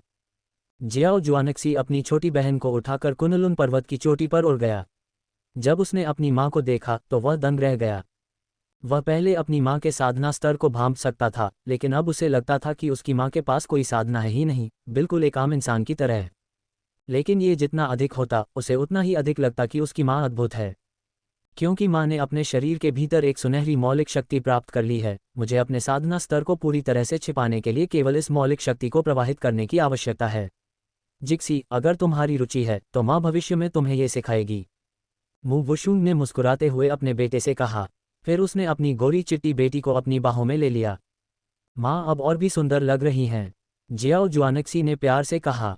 लेकिन उसने जो कहा वह सच था। उसकी माँ की त्वचा से एक हल्की सुनहरी रोशनी निकलती हुई प्रतीत होती थी, जो उन्हें एक ऐसी सुंदरता और गरिमा दे रही थी जिसे केवल दूर से ही निहारा जा सकता था, और उनके नैन नक्श और भी अधिक नाजुक लग रहे थे। अपने बेटे और बेटी के साथ कुछ समय बिताने के बाद मू वुशुंग ने अपनी साधना फिर से शुरू कर दी। उसने अभी अभी अंतरिक्ष के नियमों को समझा था और उसे इनसे अधिक परिचित होने और इन्हें लागू करने की आवश्यकता थी। दोनों आत्माओं ने कहा था कि अंतरिक्ष के नियमों को समझना बहुत मुश्किल है और वे अन्य नियमों की तुलना में बहुत अधिक शक्तिशाली हैं। स्थिति जितनी अधिक ऐसी होगी, उसे उतना ही अधिक इससे परिचित होने और इसमें महारत हासिल करने की आवश्यकता है। समय एक सफ़ेद घोड़े की तरह तेजी से उड़ जाता है जो दीवार की दरार से सरपट दौड़ता है। जब कोई स्वयं की साधना करता है तो वह समय के बीतने को महसूस भी नहीं कर पाता। इस बार वह 50 वर्षों से अधिक समय से साधना कर रही थी। हालांकि अमरलोक में भी 50 वर्ष या 20,000 दिन एक क्षणभंगुर पल मात्र हैं, लेकिन हकीकत में वह 50 वर्षों से अधिक समय से साधना कर रही थी, जबकि बाहर केवल 2 दिन ही बीते थे। आंगन के बाहर जिंगचेन को याद है कि वह एक गर्म तवे पर चींटी की तरह महसूस कर रहा था और जमीन पर इधर उधर टहल रहा था। सुश्री मू अभी तक बाहर क्यों नहीं आ रही हैं? प्रतियोगिता शुरू होने वाली है। इस प्रतियोगिता के नियम जारी कर दिए गए हैं। यह एक खुली चुनौती प्रतियोगिता है और अंतिम चरण से पहले कोई भी किसी को भी चुनौती दे सकता है। ये बहुत बुरा है। मैंने सुना है कि स्वर्ण गरुड़ राजा ने सार्वजनिक रूप से कहा है कि वह सुश्रीमू को चुनौती देना चाहता है। गुरुजी, क्यों न हम अंदर जाएं और सुश्रीमू से बाहर आने का आग्रह करें? अगर वह जल्दी बाहर नहीं आई तो उन्हें देर हो जाएगी। जिंगचेन चिंता से लगातार बोलता रहा। बूढ़े ताओवादी पुजारी की भौहें चिंता से सिकुड़ गईं। एक पल सोचने के बाद उसने अंततः कमरे की ओर जोर से पुकारा, युवा साथी ताओवादी, प्रतियोगिता शुरू होने वाली है। यदि तुम जल्दी बाहर नहीं आती हो तो प्रतियोगिता में न पहुंचने पर तुम्हें अयोग्य मान लिया जाएगा। अंदर सन्नाटा था, कोई जवाब नहीं आया। जैसे ही बूढ़ा ताओवादी पुजारी दरवाजा खोलने वाला था, अंदर से अचानक एक साफ ठंडी आवाज आई। तुम लोग पहले चलो, मैं जल्दी ही वहां पहुंच जाऊंगी। हिस। बूढ़े ताओवादी पुजारी ने मू वुशुंग की आवाज सुनकर गहरी सांस ली। इतनी शक्तिशाली साधना! उसने वास्तव में अपने दिल में भय की भावना महसूस की। हे भगवान! वह तुरंत बहुत खुश हुआ, उसके चेहरे पर एक चालाक मुस्कान फैल गई और उसने जिंगचेन को साथ खींचते हुए कहा, चलो, आज का मुकाबला रोमांचक होने वाला है। जब वे अखाड़े में पहुंचे तो कई लोगों ने देखा कि वे अकेले आए थे और वह महिला भूत साधक गायब थी, और उन सभी ने कई तरह की व्यंग्यात्मक टिप्पणियां की। वह आने से बहुत डर गई। बिल्कुल, वह शायद मौत से डर गई है। स्वर्ण गरुड़ राजा ने संदेश भेजा है कि वह सबसे पहले उसे चुनौती देगा। हा हा हा। वह छोटी छोकरी वास्तव में खुद को ज्यादा ही आंक रही है। मुकाबला शुरू होने वाला है। हा हा हा। कई दानव और दुष्ट साधक हंसने लगे। ची। तभी आसमान से अचानक एक जोरदार पक्षी की चीख गूंजी। जब सभी ने ऊपर देखा तो उन्होंने एक विशाल नीले 9 सिर वाले पक्षी को आसमान से नीचे झपट्टा मारते हुए देखा। 9 सिर वाला पक्षी, ये 9 सिर वाला पक्षी है। पाताल नरेश प्रकट हो गए हैं। अनगिनत भूत साधक अचानक जमीन पर घुटनों के बल बैठ गए, आसमान में 9 सिर वाले पक्षी के प्रति सम्मान दिखाते हुए उनकी आंखों में आंसू छलक आए। 9 सिर वाला पक्षी तो बहुत पहले मर चुका होगा। ये 9 सिर वाला पक्षी कैसे हो सकता है? देखो, 9 सिर वाले पक्षी पर कोई है। अरे बाप रे, ये तो वही महिला भूत साधक है। ये वही अहंकारी महिला भूत साधक है। हर कोई पूरी तरह से हैरान था, उनकी आंखें चौड़ी थीं, वे अवाक रह गए। क्या हो रहा है? यह महिला भूत 9 सिर वाले पक्षी की सवारी क्यों कर रही है? सभी भूत साधक बहुत उत्साहित थे, ये चिल्लाते हुए कि पाताल लोक के राजा प्रकट हो गए हैं। वे रो पड़े कि भूत साधकों को बचा लिया गया है। मुवुशुंग 9 सिर वाले पक्षी से नीचे कूदी, उसकी निगाहें स्वर्ण गरुड़ राजा पर टिकने से पहले भीड़ पर दौड़ गईं। तभी मुकाबले का समय हो गया। मैंने सुना है तुम मुझे चुनौती देना चाहते हो। खैर, मैं तुम्हें एक मौका दूंगी। मुवुशुंग ने स्वर्ण गरुड़ राजा की ओर देखा, उसके होंठों पर हल्की सी मुस्कान खेल रही थी। उसे त्वरित परिणाम पसंद हैं, तो चलिए इस प्रतियोगिता को जल्द से जल्द खत्म करते हैं। उसकी नज़रों में अब ये मुकाबला बच्चों का खेल है। कीड़े, खुद को ज्यादा ही आंक रहे हो। स्वर्ण गरुड़ राजा ने ठंडी आवाज में गुर्राया, उसकी नजरें कंपा देने वाली थीं। उसे खतरे का आभास हुआ। अचानक वह अपने असली रूप में बदल गया। यह एक स्वर्ण गरुड़ है, इसकी हड्डियां एक हल्की सुनहरी आभा के साथ चमक रही हैं, इसका पूरा शरीर राक्षसी कोहरे में लिपटा हुआ है और इसकी राक्षसी ऊर्जा स्वर्ग तक पहुंच रही है। हर कोई अवाक रह गया। स्वर्ण गरुड़ राजा वास्तव में एक दानव साधक है। हे भगवान, ऐसा कैसे हो सकता है? क्या वह एक राक्षस साधक नहीं था? स्वर्ण गरुड़ राजा बहुत विशाल था, उसके हड्डियों वाले पंख आसमान को ढक रहे थे। उसकी आंखों में लाल बत्ती की चमक के साथ वह नीचे झपट्टा मारा और मुंह वुशुंग के सामने आ पहुंचा। ऐसा लग रहा था मानो वह इस नन्हे इंसान के टुकड़े टुकड़े कर देना चाहता हो। स्वर्ण गरुड़ राजा के पंजे, जो एक ठंडी सुनहरी रोशनी से चमक रहे थे, एक तेज सफेद रोशनी के साथ वार किए। मुंह वुशुंग लंबी खड़ी रही और जो रोशनी उससे टकराई उसने केवल कुछ चिंगारी और एक फुफकारने वाली आवाज पैदा की। उसके तुरंत बाद मुंह वुशुंग ने अपनी तलवार उठाए और उस विशाल गरुड़ पर हमला किया। उसकी तलवार का इरादा भारी था, जिसने एक ही प्रहार से विशाल गरुड़ के आधे हड्डियों वाले पंख को काट दिया। एक दहाड़ के साथ गरुड़ ने एक अत्यंत शक्तिशाली हमला किया। उसके मुंह से काले धुएं के गुबार निकले, जो एक खूंखार ड्रैगन के सिर में बदल गए और हवा में मुंह वुशुंग की ओर झपटे।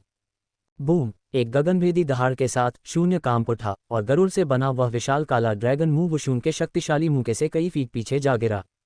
मुंह वुशुंग ने एक और तलवार का प्रहार किया, एक अत्यंत शक्तिशाली तलवार जो गरुड़ के विशाल सिर की ओर बढ़ी। तलवार में वे अंतरिक्ष के नियम शामिल थे जिन्हें मुंह वुशुंग ने हाल ही में समझा था, जो अंतरिक्ष को ही विकृत कर रहे थे। तलवार विकृत अंतरिक्ष से निकली और गरुड़ से टकराई, जो राक्षसी ऊर्जा में लिपटा हुआ था। गरुड़ ने एक भयानक चीख निकाली, क्योंकि उसकी कठोर हीरे जैसी हड्डियां भयानक तलवार से सीधे छेद दी गईं और फिर इंच दर इंच टूटने लगी। उसके सुनहरे कंकाल पर छोटी छोटी दरारें दिखाई देने लगीं। मुंह वुशुंग उसे सांस लेने का कोई मौका नहीं देगी। उसने संघर्ष कर रहे गरुड़ को मुक्का मारा, जिससे धमाके की आवाज आई। गरुड़ मुड़ा और घूमा। इस क्षण मुंह वुशुंग पहले ही उसके करीब आ चुकी थी। उसकी सुनहरी मुठियां, जो अंतरिक्ष के नियमों को धारण किए हुए थीं, गरुड़ के सिर पर पड़ीं। प्रत्येक मुक्का अत्यंत भयंकर था और हर कोई हैरान था। इससे भी अधिक आश्चर्यजनक बात यह है कि गरुड़ के भयंकर संघर्ष के बावजूद उसके प्रत्येक मुक्के ने गरुड़ की हड्डियों को चटका दिया, ये प्रदर्शित करते हुए कि उसका भौतिक शरीर एक निश्चित स्तर की ताकत तक पहुंच गया था, जो शायद एक विशाल ड्रैगन के बराबर था। मुंह वुशुंग अपने मुक्कों से बेहद संतुष्ट थी। उसकी आंतरिक ऊर्जा प्रचुर थी और प्रत्येक मुक्का गरुड़ के कंकाल से टकराने वाले पहाड़ की तरह था। गरुड़ का शरीर चारों ओर उड़ गया और कई इमारतों को नष्ट कर दिया। ये सब पलक झपकते ही हुआ। प्रतियोगिता के आधिकारिक तौर पर शुरू होने की घोषणा होने से पहले ही मुकाबला जोरों पर था, एक ऐसा दृश्य जिसकी किसी ने कल्पना भी नहीं की होगी। इससे भी अधिक अप्रत्याशित रूप से जीतने का पसंदीदा उम्मीदवार स्वर्ण गरुड़ राजा पूरी तरह से हार गया था। हर कोई स्तब्ध और अविश्वास में दिख रहा था। उनकी आंखें चौड़ी थीं और उनके मुंह इतने खुले थे कि उनमें कई अंडे समा जाएं। जिस क्षण से उन्होंने 9 सिर वाले पक्षी को देखा था, सब कुछ अवास्तविक लग रहा था और अनगिनत लोगों ने सोचा कि वे अभी भी सपना देख रहे हैं। नहीं, ये कहना चाहिए कि जिस क्षण से यह महिला भूत प्रकट हुई थी, तब से चीजें असामान्य होने लगी थीं। सभी ने सोचा था कि यह महिला भूत साधक केवल एक साधारण भूत साधक है। उन्हें लगा कि उसके पास केवल भूत सेनापति का साधना स्तर है। हालांकि वास्तविकता ने लोगों के चेहरे पर जोरदार तमाचा मारा। ये किस तरह का भूत सेनापति है? वह तो अंतरिक्ष के नियमों का भी उपयोग कर रही है। ये स्पष्ट रूप से सत्य अमर स्तर के ऊपर का एक भूत प्रभु है। नहीं, उससे भी ऊंचा। ये सादे रूप वाली महिला भूत, जिसकी उत्पत्ति रहस्य में छिपी है, वास्तव में कमजोर होने का नाटक कर रही है, जबकि वह गुप्त रूप से मजबूत है। 9 सिर वाला पक्षी पाताल लोक में हर कोई जानता है कि यह किसका प्रतिनिधित्व करता है। यह पाताल नरेश का रथ है। पाताल लोक में भूत साधकों के बीच उनका एक अतुलनीय उच्च दर्जा है। लेकिन पाताल नरेश 9 सिर वाले पक्षी के साथ सैकड़ों साल पहले ही नष्ट हो गए थे। तो फिर 9 सिर वाला पक्षी अचानक पाताल लोक में क्यों दिखाई देता है? और इस महिला भूत साधक और 9 सिर वाले पक्षी के बीच क्या संबंध है? वहां मौजूद सभी दानव साधकों, आध्यात्मिक साधकों और दुष्ट साधकों के मन में अनगिनत सवाल उठ रहे थे। केवल भूत साधक ही अत्यंत उत्साहित थे उस महिला भूत साधक को देखते हुए, जो स्वर्ण गरुड़ राजा को पीट रही थी, मानो वह अपने स्वयं के भगवान को देख रहे हों। धड़ाम धड़ाम धड़ाम स्वर्ण गरुड़ राजा पर भयंकर मुक्कों की बारिश हुई, जिससे वह दर्द से चीखने लगा। उसके विशाल हीरे जैसे शरीर पर गहरी दरारें दिखाई देने लगीं। स्वर्ण गरुड़ राजा पूरी तरह से पीटा जा रहा था। वह मुंह वुशुंग की अप्रत्याशित सिकुड़ती जमीन तकनीक जितनी तेजी से नहीं भाग सकता था। वह चाहे कहीं भी भागे, मू वुशुंग उसकी हड्डी पर मुक्का मारती। कड़क, मू वुशुंग ने नंगे हाथों से स्वर्ण गरुड़ राजा के विशाल पंखों में से एक को तोड़ दिया। हे भगवान, अनगिनत लोग अविश्वास में चिल्ला उठे। हालांकि मू वुशुंग ने पहले ही काफी मजा कर लिया था। वह बस अपने भौतिक शरीर की शक्ति को महसूस कर रही थी और वह बेहद संतुष्ट थी। दो कलाकृतियों की आत्माओं के अनुसार उसकी शारीरिक शक्ति पहले ही एक मध्यम श्रेणी की अमर कलाकृति के बराबर है। मैंने कहा था कि मैं तुम्हें पीटूंगी और मैं ऐसा ही करूंगी, लेकिन अब मेरा मन भर गया है, अब तुम मर सकते हो। मू वुशुंग के होंठों पर एक ठंडी मुस्कान फैल गई। उसने अपने हाथ में अपनी ताकत जुटाए और स्वर्ण गरुड़ राजा की डरी हुई नज़र के सामने अचानक नीचे झपट्टा मारा और अपनी सुनहरी मुट्ठी से स्वर्ण गरुड़ राजा के सिर पर मुक्का मारा। धड़ाम, एक मुक्के से स्वर्ण गरुड़ राजा का सिर उड़ गया। पूरा मैदान पूरी तरह से शांत था। राक्षसी स्वर्ण गरुड़ राजा की हड्डियों के पीली रेत में बदलने की सरसराहट की आवाज के अलावा कुछ भी सुनाई नहीं दे रहा था। ये वह मर गया। दानव साधकों में से एक ने घबराहट से थूक निगला और जमीन पर पीली रेत को देखते हुए सावधानी से पूछा। हर कोई जैसे किसी सपने से जाग गया हो और फिर भूत साधकों की पूरी भीड़ गगनभेदी जयकारों से गूंज उठी। जिंगचेन भी जोर से चिल्लाया, सुश्री मू, आप हम भूत साधकों का गौरव हैं। मू वुशुंग को शर्मिंदगी महसूस हुई। वह एक नकली भूत साधक थी। हालांकि भूत साधकों की एकता ने उसे बहुत आश्चर्यचकित किया। उसने अपना हाथ बढ़ाया और जमीन पर पड़े स्वर्ण गरुड़ राजा से एक सुनहरा चमकदार जादुई स्फटिक उसके हाथ में खींचकर आ गया। फिर उसने इसे सीधे जिंगचेन की ओर फेंक दिया। जिंगचेन को अपनी आदर्श से एक उपहार मिला और वह इतना खुश था कि वह लगभग बेहोश हो गया। कोई और है जो इस दादी को चुनौती देना चाहता है? आगे आओ। मू वुशुंग मंच पर खड़ी हुई। उसकी निगाहें सभी प्रतियोगियों पर घूम रही थीं, जैसे युद्ध के मैदान पर कोई अजय राजा दुनिया को नीचे देख रहा हो। जो प्रतियोगी कुछ ही क्षण पहले इतने अहंकारी थे, उनमें मू वुशुंग की आंखों में आंखें डालने की हिम्मत भी नहीं थी। कुछ ही देर पहले वे अपनी शर्त जीतने के लिए इस महिला भूत साधक को सबसे पहले मारने का शोर मचा रहे थे, लेकिन अब उन सभी ने अपने सिर झुका लिए, मू वुशुंग की नज़र से मिलने से डर रहे थे। जिस तरह से उसने स्वर्ण गरुड़ राजा को नंगे हाथों से मार गिराया था, उससे ये स्पष्ट था कि उसका साधना स्तर प्रतियोगिता में शामिल अन्य सभी लोगों से अधिक था। यद्यपि उसके साधना स्तर को पहचानना असंभव है, लेकिन ये तथ्य कि उसने अंतरिक्ष के नियम जैसे शक्तिशाली नियम को जगा लिया है, इसका मतलब है कि वह निश्चित रूप से कम एक सत्य अमर है। उसे चुनौती देने की हिम्मत कौन करेगा? क्या यह मौत को दावत देने के बराबर नहीं है? मू वुशुंग की निगाह अंततः दानव साधक चोंगलो पर पड़ी। चोंगलो लंबा था और उसके बाल बिखरे हुए थे। वह एक साधारण रूप वाला था और घनी काली राक्षसी ऊर्जा से घिरा हुआ था। स्वर्ण गरुड़ राजा के विपरीत, जो शायद पहले से ही मर चुका था और दानव बन गया था, वह केवल एक शक्तिशाली राक्षसी प्राणी था।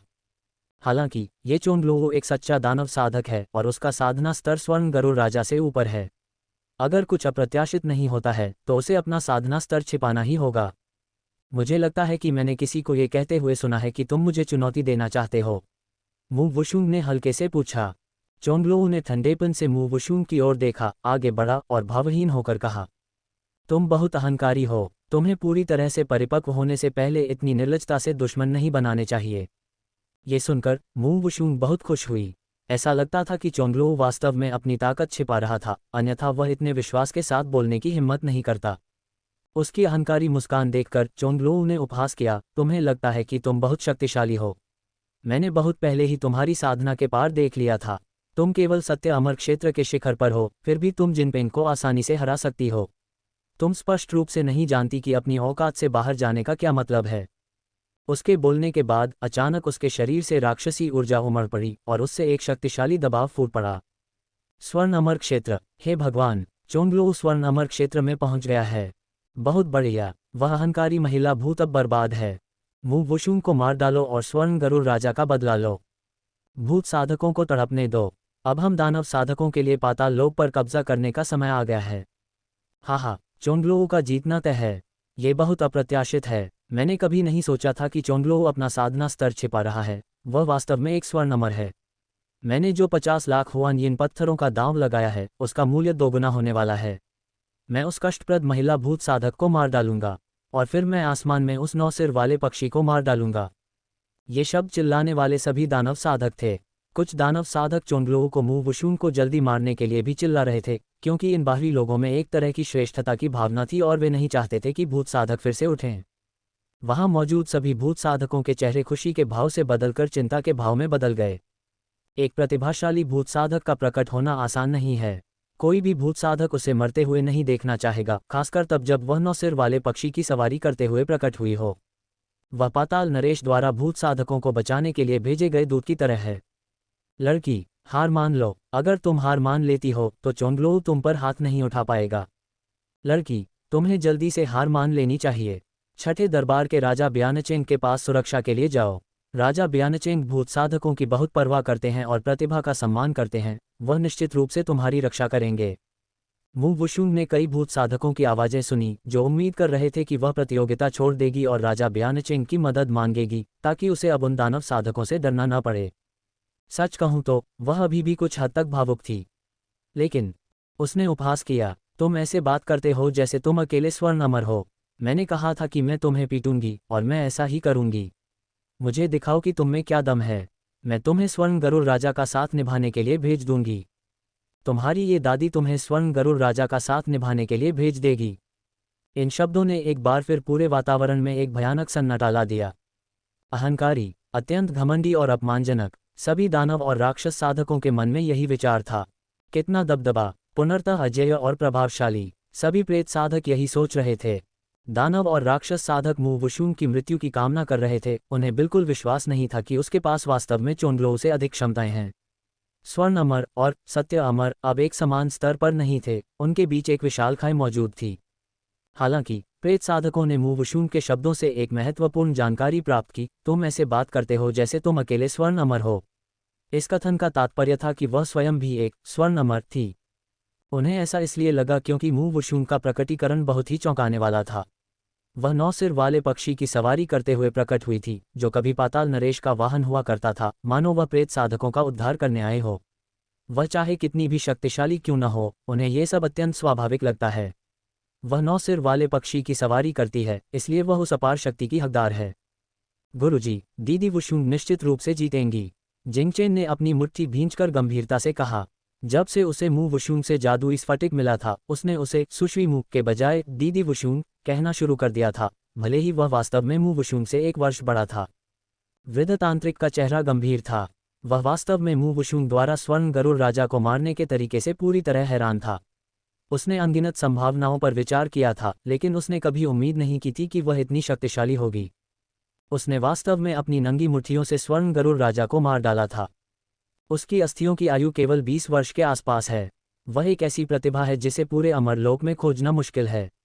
अमरलोक के सबसे प्रसिद्ध प्रतिभाशाली व्यक्ति भी उसकी बराबरी नहीं कर सकते। उसे अचानक लगा कि उसे उसके साथ सहयोग नहीं करना चाहिए, और यहाँ तक कि उसे इस तरह की प्रतियोगिता में भाग न लेने के लिए मनाना चाहिए। उसके जैसी असाधारण प्रतिभा को ठीक से साधना करनी चाहिए और एक दिन एक ऐसा रूप धारण करना चाहिए जो दूसरों को भयभीत कर सके। इतनी जल्दी अपनी शक्ति का प्रदर्शन करना उसके लिए उचित नहीं है। पाताल लोक अब प्रेत साधकों का क्षेत्र नहीं रहा। यहाँ तक कि षष्ठम भवन के स्वामी राजा ब्यानचेंग जैसे शक्तिशाली प्रेत साधक भी अब अन्य भवन स्वामियों, दानव साधकों और दुष्ट साधकों के नियंत्रण में हैं और अपनी महत्वाकांक्षाओं को साकार करने में असमर्थ हैं। यद्यपि वृद्ध तांत्रिक लालची था, वह बुरा व्यक्ति नहीं था। उसे वास्तव में इस बात का भारी खेद था कि मू वुशुंग जैसी होनहार प्रतिभा इतनी जल्दी लोगों के सामने आ गई। मुझे आशा है कि वह जीत सकती है। वृद्ध तांत्रिक ने अपनी गंदी आस्तीन टटोली और अंततः एक पीली पड़ी दिव्य पट्टिका निकाली। दर्द भरे भाव के साथ वह मन ही मन बुदबुदाया, यह एक ऐसी वस्तु है जो पाताल लोक में मेरी जान बचा सकती है, और आज मेरे पास इसे तुम्हें देने के अलावा कोई विकल्प नहीं है। तुम इस उपकार का उपयोग केवल एक बार कर सकती हो। बोलते बोलते उसने अपने हाथ की दिव्य पट्टिका को कुचल दिया। उम्मीद है राजा ब्यानचेंग पहले ही अपने एकांतवास से बाहर आ चुके होंगे, अन्यथा। हिस, जिंगचेन की आंखें चौड़ी हो गईं और उसने फुसफुसाते हुए कहा, गुरुजी, क्या ये वही दिव्य पट्टिका नहीं है जो महारानी ब्यानचेंग की मदद करने पर राजा ब्यानचेंग ने आपको दी थी? आपने कहा था कि यदि आप पाताल लोक में कोई बड़ी आपदा लाते हैं तो राजा ब्यानचेंग आपकी जान बचा सकते हैं। आप वास्तव में दीदी वुशुंग के लिए इस जीवन रक्षक पट्टिका का उपयोग करने को तैयार हैं। मैं 10 वर्षों से आपके साथ हूं और मैंने कभी नहीं सोचा था कि आपका इतना दयालु पक्ष भी है। ठक, वृद्ध तांत्रिक ने अपनी उंगली से जिंगचेन के माथे पर प्रहार किया और चिढ़कर कहा, तुम्हारे गुरुजी एक दयालु और स्नेही व्यक्ति हैं जो दूसरों की मदद करते हैं और उनका नैतिक चरित्र अत्यंत उच्च है। पूरे प्रेत साधना नगर की अनगिनत महिलाएं मेरे तांत्रिक वस्त्रों पर मोहित हैं। तुम्हारी यह कहने का दुस्साहस कैसे हुआ कि तुम्हारे गुरुजी अच्छे नहीं हैं? जिंगचेन ने अपना माथा पकड़ लिया और दबी हुई आवाज में कहा, खैर, बेशर्मी में आपको कोई नहीं हरा सकता। उसके बोलने के बाद उसे एक और प्रहार सहना पड़ा। एक अति आत्मविश्वासी तुच्छ प्राणी। वू वुशुंग के शब्दों ने चोंगलोऊ को प्रचंड क्रोधित कर दिया। उसका राक्षसी शरीर इंच दर इंच फूलने लगा, उसके बाल अस्त व्यस्त हो गए, एक दानव देवता की तरह जो एक शक्तिशाली आभा बिखेर रहा था। उसने अपने उल्का हथौड़े को घुमाया जिसके दोनों सिरों पर विशाल कांटेदार गदाएं थीं, और उसे मू वुशुंग की ओर दे मारा। यह उल्का हथौड़ा एक सर्वोच्च अमर अस्त्र है। उसने कभी अमरलोक में अपने से अधिक शक्तिशाली कई लोगों को इसके प्रहार से मारा था। व्यवहारिक अनुभव के मामले में वह इस महिला प्रेत साधक से 100 गुना बेहतर है। दुष्ट स्त्री, मर जा। द्वितीय भवन के राजा चुजियांग के लिए प्रतिभाशाली क्षमता वाले एक युवा प्रेत साधक को मार डालूंगा और मैं राजा चुजियांग का दत्तक पुत्र बन जाऊंगा। मेरी सफलता की सीढ़ी बनना तुम्हारे लिए सम्मान की बात है। जिस क्षण वह अस्त्र नीचे गिरा, चोंगलोऊ के चेहरे पर एक ठंडी मुस्कान आ गई। ऐसा लग रहा था मानो उसने आगे एक उज्ज्वल भविष्य देख लिया हो। मू वुशुंग ने चुपचाप अपने हृदय में द्वितीय भवन के राजा चुजियांग का नाम याद कर लिया। उसकी आंखें सिकुड़ गईं, लेकिन उसके पैर स्थिर रहे। धड़ाम! विशाल उल्का हथौड़े ने उसकी पीठ पर प्रहार किया। पल भर में उसकी त्वचा फट गई और हर तरफ रक्त के छींटे उड़ गए। उसकी पीठ अंदर धंस गई। चोंगलोऊ के चेहरे पर मुस्कान लौट आए, लेकिन इससे पहले कि उसकी मुस्कान पूरी तरह से दिखाई देती, वह पूरी तरह से जम गई। महिला भूत की पीठ की त्वचा स्पष्ट रूप से ठीक हो रही थी। धंसी हुई हड्डियां भी अपनी मूल स्थिति में वापस आ गई थीं। खट! पारदर्शी मणि की तरह चिकने एक हाथ ने उल्का हथौड़े की काली स्वर्ण जंजीर को कसकर पकड़ लिया। तो क्या एक सर्वोच्च अमर अस्त्र में बस इतनी ही शक्ति है? ये वास्तव में निराशाजनक है। सर्वोच्च अमर अस्त्र का अनुभव करने के बाद मू वुशुंग के होंठ मुड़ गए। जब सर्वोच्च अमर अस्त्र ने उस पर प्रहार किया तो उसकी हड्डियां केवल अंदर की ओर धंस गईं, टूटी नहीं। ऐसा प्रतीत होता है कि जब तक ये कोई ईश्वरीय अस्त्र न हो, कोई भी हथियार उसके भौतिक शरीर को पूरी तरह से नष्ट नहीं कर सकता। मैंने तुम्हें एक प्रहार करने दिया, अब मेरी बारी है, मू वुशुंग ने सुस्ती से कहा और अपने हाथ को धीरे से छोड़ते हुए उल्का हथौड़े को जमीन पर पटक दिया, जिससे तुरंत एक बहुत बड़ा गड्ढा बन गया जो भेड़िया दंत उल्का हथौड़े के भारी वजन को दर्शाता था। अभी भी अहंकार करने का दुस्साहस। चोंगलोऊ ने ठंडी आवाज में हुंकार भरी और एक और पूरी शक्ति वाला हमला करने के लिए अपनी सभी उमड़ती हुई जादुई शक्तियों को जुटा लिया। मू वुशुंग भावहीन रही और उसने धीरे धीरे अपनी तलवार निकाली। जिस क्षण उसने अपनी तलवार निकाली, एक स्पष्ट गूंजती हुई खड्ग ध्वनि ने आकाश को चीर दिया। हर कोई अवाक रह गया, क्योंकि तलवार की ध्वनि अविश्वसनीय रूप से राजसी थी और इसमें निहित खड्ग संकल्प इतना तीक्ष्ण था कि ऐसा लगा मानो इसने एक रूप धारण कर लिया हो और एक कंपा देने वाली आभा हवा में फैल गई। वह भयानक खड्ग संकल्प ऐसा लग रहा था मानो वह आकाश और पृथ्वी को हिलाने में सक्षम हो, अत्यंत ऊंचा और गहरा, जो तूफान में गूंज रहा हो और आत्मा को कंपा रहा हो। भिन्न भिन्न भिन्न मैदान के बाहर कई लोगों की तलवारें वास्तव में गुंजन कर रही थीं। धिक्कार है, मेरी तलवार नियंत्रण से बाहर हो रही है। क्या हो रहा है? मेरी प्राण तलवार क्यों कांप रही है? मेरी तलवार समर्पण कर रही है, ऐसा प्रतीत होता है। ये तलवारें उस तलवार के सामने झुक रही हैं जिसे उस महिला भूत ने साधा है। भीड़ में से कोई चिल्लाया। सभी की नजरें तुरंत मैदान पर मू वुशुंग के हाथों की तलवार पर लौट आईं। वह पन्ने जैसी हरी लंबी तलवार पिछली प्रतियोगिता में देखी गई तलवार से अलग लग रही थी। ये हल्के लाल रंग की रोशनी से चमक रही थी जो रक्तपिपासु प्रतीत हो रही थी। एक आकाशीय अस्त्र। उसकी तलवार एक आकाशीय अस्त्र बन गई है। पिछली बार उसकी तलवार केवल एक शीर्ष स्तर का हथियार थी। किसी को भी उम्मीद नहीं थी कि केवल 2 दिनों में यह एक आकाशीय अस्त्र बन जाएगी। और यह बिल्कुल स्पष्ट था कि पिछली बार जब उसने तलवार का इस्तेमाल किया था तो उसने अपनी पूरी शक्ति का प्रयोग नहीं किया था। 100 तलवारें एक साथ गूंज उठीं। इसका क्या अर्थ है? आपको ये समझना होगा कि हर किसी के हाथ में जो तलवारें हैं वे कोई साधारण तलवारें नहीं हैं, उनमें से ज़्यादातर छद्म अमर हथियार या अमर हथियार हैं। केवल तभी जब किसी की खड्ग मार्ग की समझ अपने चरम स्तर तक पहुंच जाती है, तभी अन्य तलवारें उसके सामने झुकती हैं। पलक झपकते ही मू वुशुंग ने शांति से अपनी तलवार घुमाई। दसियों हजार साधकों की नज़रों के सामने दानव साधक चोंगलोऊ ने अपनी सबसे मजबूत चाल चली, मू वुशुंग पर पूरी शक्ति से प्रहार करने के लिए अपनी सारी राक्षसी शक्ति जुटा ली। दुनिया ढहने वाली है। हालांकि मू वुशुंग ने केवल एक बार अपनी तलवार घुमाई। उसकी आंखें स्वच्छ और ठंडी थीं, उसके लंबे काले बाल और लंबी पोशाक हवा में लहरा रही थी। उसका मन भटकावों से मुक्त था, उसकी आत्मा अपनी जन्मजात अवस्था में लौट आई थी, सरल और सच्ची। उसका खड्ग संकल्प गूंज उठा, उसके पूरे शरीर में मनबिंदु और नाड़ियां उमड़ रही थीं और तीक्ष्ण खड्ग ध्वनि गूंज उठी और वहीं ठहर गई। जिस क्षण तलवार घुमाई गई, उसमें से एक प्राचीन तलवार की ध्वनि धीरे से निकली। सैकड़ों मील के दायरे में मौजूद सभी रहस्यमयी यिन ऊर्जा तूफान के केंद्र की ओर मुड़ी और उसके शरीर में प्रवेश कर गई। उसके शरीर के भीतर तलवार की चीख एक उग्र समुद्र की तरह थी, जो दहाड़ रही थी, उमड़ रही थी, प्राचीन और शक्तिशाली थी। एक भयानक खड्ग संकल्प बाहर निकला, जिसने हर किसी को चक्कर आने का एहसास दिया, मानो दुनिया उल्टने वाली हो और जैसे कोई भयंकर तूफान हर किसी की नसों से टकरा रहा हो। खड्ग संकल्प स्पष्ट रूप से उन पर लक्षित नहीं था, फिर भी उन्हें संकट की भावना महसूस हुई, मानो वे युद्ध के मैदान के केंद्र में खड़े हों। हर कोई हैरान था और उसे विश्वास नहीं हो रहा था। इस तलवार के प्रहार में स्पष्ट रूप से एक सत्य अमर का दबाव था। यह नहीं हो सकता। क्या उस महिला प्रेत साधक का साधना स्तर एक सत्य अमर के स्तर से ऊपर हो सकता है? ये कैसे संभव है? नहीं, ये बिल्कुल असंभव है। यह कोई भ्रम होना चाहिए। तभी एक खचाक की ध्वनि के साथ उस प्राचीन लेकिन भयानक खड्ग संकल्प ने चोंगलों के भेड़िया दंतुल का हथौड़े को 2 टुकड़ों में ऐसे काट दिया जैसे मक्खन काटा जाता है। हे भगवान, वह एक सर्वोच्च अमर अस्त्र था। आश्चर्य अभी कम भी नहीं हुआ था कि एक गगनभेदी आवाज गूंज उठी। चोंगलों का विशाल शरीर खड्ग संकल्प द्वारा 2 हिस्सों में कट गया था और जमीन पर गिर पड़ा। चोंगलों के राक्षसी शरीर के सिर के भीतर से काली ऊर्जा की एक लकीर निकली और एक दानवी शिशु में बदल गई, जो दिखने में चोंगलो जैसा ही था। इसने एक तीखी चीख निकाली, तुमने वास्तव में मुझे मार डाला, मुझे फिर से सैकड़ों वर्षों तक साधना करने के लिए मजबूर कर दिया। तुम्हारी मृत्यु निश्चित है। मैं राजा चुजियांग को ढूंढूंगा और तुम्हें मार डालूंगा। ये कहने के बाद वह आकाश में उड़ गया। मैं तुम्हें क्षमा करने वाली थी, लेकिन ऐसा लगता है कि मैं तुम्हें वापस नहीं जाने दे सकती, मू वुशुंग ने ठंडी आवाज में कहा और अपना एक हाथ बढ़ाया। चोंगलों के दानवी शिशु के पास भागने का कोई मार्ग नहीं था और वह उसकी हथेली में पकड़ा गया। ओ दुष्ट प्राणी, रुक जा। तभी दूर से एक तेज राक्षसी आवाज आई, जिसने मू वुशुंग को एक भयानक शक्ति से घेर लिया, जिससे उसे अचानक लगा कि भागने का कोई मार्ग नहीं है और उसकी मृत्यु निश्चित है। ये राजा चुजियांग है। वृद्ध तांत्रिक हैरान रह गया। ऐसा कैसे हो सकता है?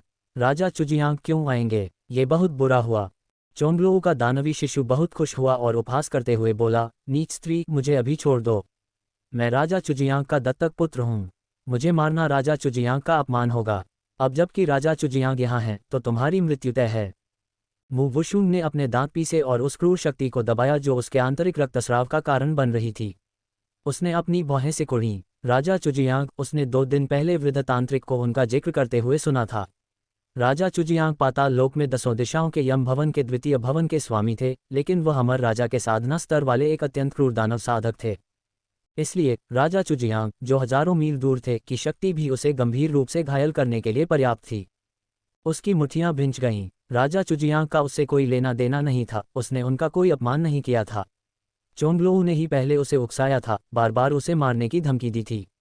वह तो बस अपने शत्रु को समाप्त कर रही थी, लेकिन इस राजा चुजियांग ने वास्तव में उसे दुष्ट प्राणी कहा और उसे गंभीर रूप से घायल कर दिया। यह असहनीय है। मू वुशुंग एक अधिक सत्यनिष्ठा वाली महिला थी, जो कभी किसी के अहंकार के सामने नहीं झुकती थी। यदि वह राजा चुजियांग के एक शब्द के कारण चोंगलों को क्षमा कर देती है, तो वह पाताल लोक में अपना प्रभुत्व कैसे बनाए रखेगी? इसके अलावा उसने पहले चोंगलों से सुना था कि राजा चुजियांग को पाताल लोक में विरोधियों को समाप्त करना और प्रतिभाशाली प्रेत साधकों को मारना पसंद था। भले ही वह अब चोंगलों को क्षमा कर दे, राजा चुजियांग शायद उसे जाने न दे। यदि ऐसा है, तो वह स्वयं के साथ अन्याय क्यों होने दे? ये सोचकर उसकी आंखों में कठोरता छा गई और उसने चोंगलों के दानवी शिशु से ठंडेपन से कहा, भले ही स्वर्गीय सम्राट आ जाएं, वे तुम्हें नहीं बचा सकते। तुम्हारी ये दादी यह सुनिश्चित करेगी कि तुम्हारी आत्मा छिन्न भिन्न हो जाए। ये कहने के बाद उसने अपनी परम यिन शक्ति जुटाई और जोर से निचोड़ा, जिससे वह दानवी शिशु धूल में बदल गया। उसकी छोटी सी चीख और उसका दानवी शिशु दुनिया से गायब हो गया। उसकी आत्मा पूरी तरह से छिन्न भिन्न हो गई और उसका पुनर्जन्म असंभव हो गया। हर कोई अविश्वास से देखता रहा, पूरी तरह से अवाक। उसने वास्तव में चोंगलों को मार डाला। यहाँ तक कि राजा चुजियांग के बोलने के बाद भी उसने चोंगलों को मार डाला। हे भगवान, क्या वह पागल हो गई है? राजा चुजियांग निश्चित रूप से उसे मृत्यु की भीख मांगने पर मजबूर कर देंगे। एक दानव साधक ने प्रसन्न होते हुए चिल्लाकर कहा, राजा चुजियांग कौन है? वह 10 दिशाओं के यमराज महल के द्वितीय भवन के स्वामी हैं। वह प्रतिशोधी हैं और किसी को भी आसानी से मरने नहीं देंगे। जिस व्यक्ति की वह रक्षा करना चाहते थे, उसे इस महिला प्रेत साधक मू वुशुंग ने मार डाला था। राजा चुजियांग निश्चित रूप से इस घृणित महिला प्रेत साधक को आसानी से मरने नहीं देंगे। वे निश्चित रूप से उसका एक उदाहरण बनाएंगे और दूसरों को भयभीत करेंगे। दुष्ट प्राणी! अभी अभी आई भयानक आभा ने मू वुशुंग को पल भर में घेर लिया और उस पर केंद्रित हो गई। यह एक ऐसा एहसास था जिसका सामना मू वुशुंग ने लंबे समय से नहीं किया था, मानो मृत्यु आने ही वाली हो। पफ, उसका शरीर मत गया और उसके चकनाचूर आंतरिक अंग रक्त और झाग के साथ अनियंत्रित होकर उल्टी के रूप में बाहर आ गए। अचानक आकाश से अंधकार छा गया, जिसके साथ एक विनाशकारी आभा भी थी। प्रेत साधना नगर के ऊपर एक विशाल राक्षसी प्रतिरूप दिखाई दिया। मु वुशुंग को लगा जैसे वह एक प्राणघातक आभा से घिरी हुई है और उसके पास विरोध करने का कोई अवसर नहीं है। एक पूर्ण और विनाशकारी पराजय। ये पौराणिक अमर राजा का स्तर है। मु वुशुंग ने अपने दांत पीसे और अपनी तलवार पकड़ ली ताकि उस भयानक दबाव के कारण घुटनों के बल न गिर पड़े। उसकी पीठ सीधी थी और वह हठपूर्वक अडिग रही, भले ही उसके मुख से लगातार रक्त बह रहा था। ये दृश्य देखकर अनगिनत प्रेत साधकों की आंखें लाल हो गईं। मालकिन, छोटा अग्निपक्षी जो अब 9 सिर वाले पक्षी में बदल चुका था, आगे बढ़ने ही वाला था। हिलना मत, यह आदेश है, मु वुशुंग ने अपने हृदय में छोटे अग्निपक्षी से कहा। छोटा अग्निपक्षी उसका जन्मजात ईश्वरीय पशु था और बिना मानसिक संचार के भी वह जान सकता था कि वह क्या कह रही थी। वह अपनी आवाज प्रेषित नहीं कर सकती थी क्योंकि राजा चुजियांग पहले से ही एक अमर राजा थे और भले ही वह सिर्फ एक प्रतिरूप हो, वह अभी भी उसकी आवाज का संचार सुन सकते थे। सौभाग्य से राजा चुजियांग ने केवल एक प्रतिरूप भेजा था और वह अत्यंत क्रोधित लग रहे थे, इसलिए उन्होंने छोटे अग्निपक्षी पर ध्यान नहीं दिया। दुस्साहसी प्राणी, तुमने मेरे द्वारा बनाए गए दत्तक पुत्र को मारने का साहस किया। आकाश में राजा चुजियांग के प्रतिरूप की दृष्टि ठंडी थी और उसका राक्षसी शरीर लंबा और प्रभावशाली था। उस भयानक दबाव ने वहां मौजूद हर किसी की सांस रोक दी। मु वुशुंग को लगा कि उसका जीवन पहले से ही राजा चुजियांग के हाथों में है। जब तक वह एक प्रहार करते, वह अगले ही पल में फटकर मर सकती थी। लेकिन उसके चेहरे पर भय का कोई नामोनिशान नहीं था। उसने रक्त का एक बूंद थूका, अपना सिर पीछे की ओर झुकाया और चिल्लाए, राजा चुजियांग, यह नगर देवता प्रतियोगिता है और नियम कहते हैं कि यहाँ हर कोई अपनी मृत्यु या चोट के लिए स्वयं उत्तरदायी है। इसके अलावा चोंगलोऊ ने पहले मुझे मारने का प्रयास किया और मैं केवल प्रतिशोध ले रही थी। यदि आप मुझे इस कारण से मार देते हैं तो मुझे भय है कि पाताल लोक के सभी प्रेत साधक असंतुष्ट होंगे। जैसे ही उसने ये कहा, नीचे खड़े प्रेत साधकों ने, जिनकी आंखें पहले ही लाल हो चुकी थीं, तुरंत एक स्वर में चिल्लाना शुरू कर दिया। हाँ, हम प्रेत साधक इसे स्वीकार करने से इनकार करते हैं। हम्फ, कैसी कटुभाषी महिला प्रेत साधक है, राजा चुजियांग ने ठंडी आवाज में कहा, जिससे मु वुशुंग की पसलियां एक ही बार में टूट गईं। एक शीर्ष स्तरीय अमर अस्त्र भी उसकी हड्डियों को नहीं तोड़ पाया, फिर भी राजा चुजियांग के केवल एक ठंडे गुस्से भरी फुफकार से वे पूरी तरह चकनाचूर हो गईं। यह उनके साधना स्तरों का अंतर है। राजा चुजियांग की दमनकारी शक्ति के तहत उसकी ठीक होने की गति बेहद धीमी हो गई। उनके बीच साधना स्तर का अंतर सिर्फ एक खाई से कहीं अधिक है। राजा चुजियांग की नज़रों में वह शायद सिर्फ एक कीड़ा थी। मु वुशुंग ने अपने दांत पीसते हुए सोचा, लेकिन वह मर नहीं सकती थी, उसे जीना ही था। उसके चाचा उसके आने का इंतजार कर रहे थे और उसके पास देखभाल करने के लिए 2 बच्चे थे। वह इतनी दयनीय स्थिति में नहीं मर सकती थी। राजा चुजियांग, प्रतियोगिता के नियम ये हैं कि प्रतिभागी अपनी मौत और चोट के लिए खुद पूरी तरह जिम्मेदार होते हैं। यह पाताल लोक के राजा द्वारा स्थापित एक नियम है। उसकी आवाज़ साफ और तेज थी, जो सभी के कानों तक पहुंची। सभी भूत साधक उत्साह से चिल्लाए, हाँ, यह पाताल लोक के राजा द्वारा तय किया गया नियम है। कोई पाताल लोक के राजा के नियमों को नहीं तोड़ सकता। राजा चुजियांग का चेहरा बेहद बदसूरत हो गया था।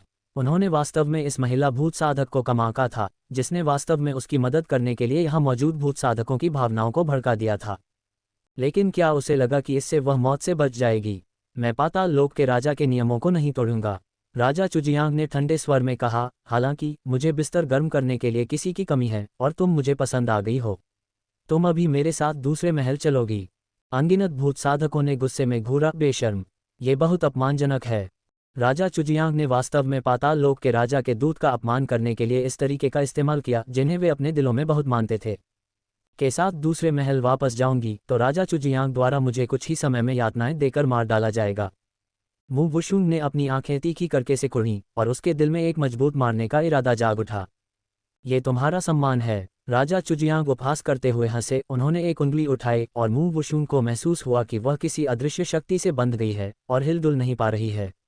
उसका मन हिल गया और उसने मुंह से खून की एक और उल्टी कर दी।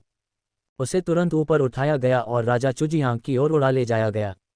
राजा चुजियांग, नहीं! अचानक एक अतुलनीय रूप से शक्तिशाली शक्ति प्रकट हुई, सफ़ेद रोशनी की एक चमक के साथ, जिसने मु वुशुंग को बांधने वाली शक्ति को काट दिया। जब मु वुशुंग वापस जमीन पर गिरी तो उसे इस शक्ति ने पकड़ लिया, जिससे उसे और अधिक चोट लगने से बचा लिया गया। सफ़ेद चोगा पहने एक अधेड़ उम्र का आदमी हवा में प्रकट हुआ। राजा ब्यानचेंग, अनगिनत भूत साधक खुशी से रो पड़े।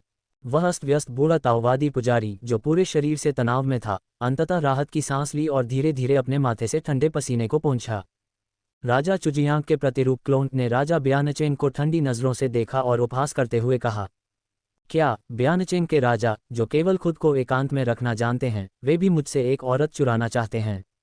राजा ब्यानचेंग ने आसमान में 9 सिर वाले पक्षी की ओर देखा, फिर मुंह वुशुन की ओर देखा, जिसके मुंह से खून बह रहा था, और कम आवाज में कहा, वह इस महल के मालिक की दत्तक पुत्री अडॉप्टेड डॉटर है। यदि राजा चुजियांग को बिस्तर गर्म करने के लिए कोई चाहिए तो उन्हें किसी और को ढूंढना चाहिए। मुंह वुशुन ने आश्चर्य से अपना सिर उठाया। उसे उम्मीद नहीं थी कि ब्यानचेन के राजा न केवल उसे बचाएंगे बल्कि यह भी घोषणा करेंगे कि वह उनकी दत्तक पुत्री है। इस तरह राजा ब्यानचेंग अनिवार्य रूप से उसी के खातिर राजा चुजियांग के खिलाफ जा रहे थे।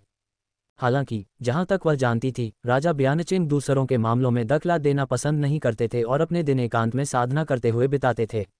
वह बहुत कम प्रोफाइल वाले थे, तो वह अचानक उसकी मदद करने के लिए क्यों प्रकट हुए? राजा चुजियांग गुस्से से पागल हो गए। राजा ब्यानचेंग, मुझे यह महिला भूत साधक पहले पसंद आई थी। तुम सिर्फ इसलिए मुझसे औरत छीनने की कोशिश कैसे कर सकते हो क्योंकि तुम उसे अपनी दत्तक पुत्री कहते हो? राजा चुजियांग, आप गलत हैं। वह इस महल के मालिक की दत्तक पुत्री है, जिसे मैंने बहुत पहले से पहचान लिया है। वह मेरे बिस्तर को गर्म करने का साधन कैसे बन सकती है? मैं आपसे विनती करता हूँ, राजा चुजियांग, इस महल के मालिक का अपमान न करें।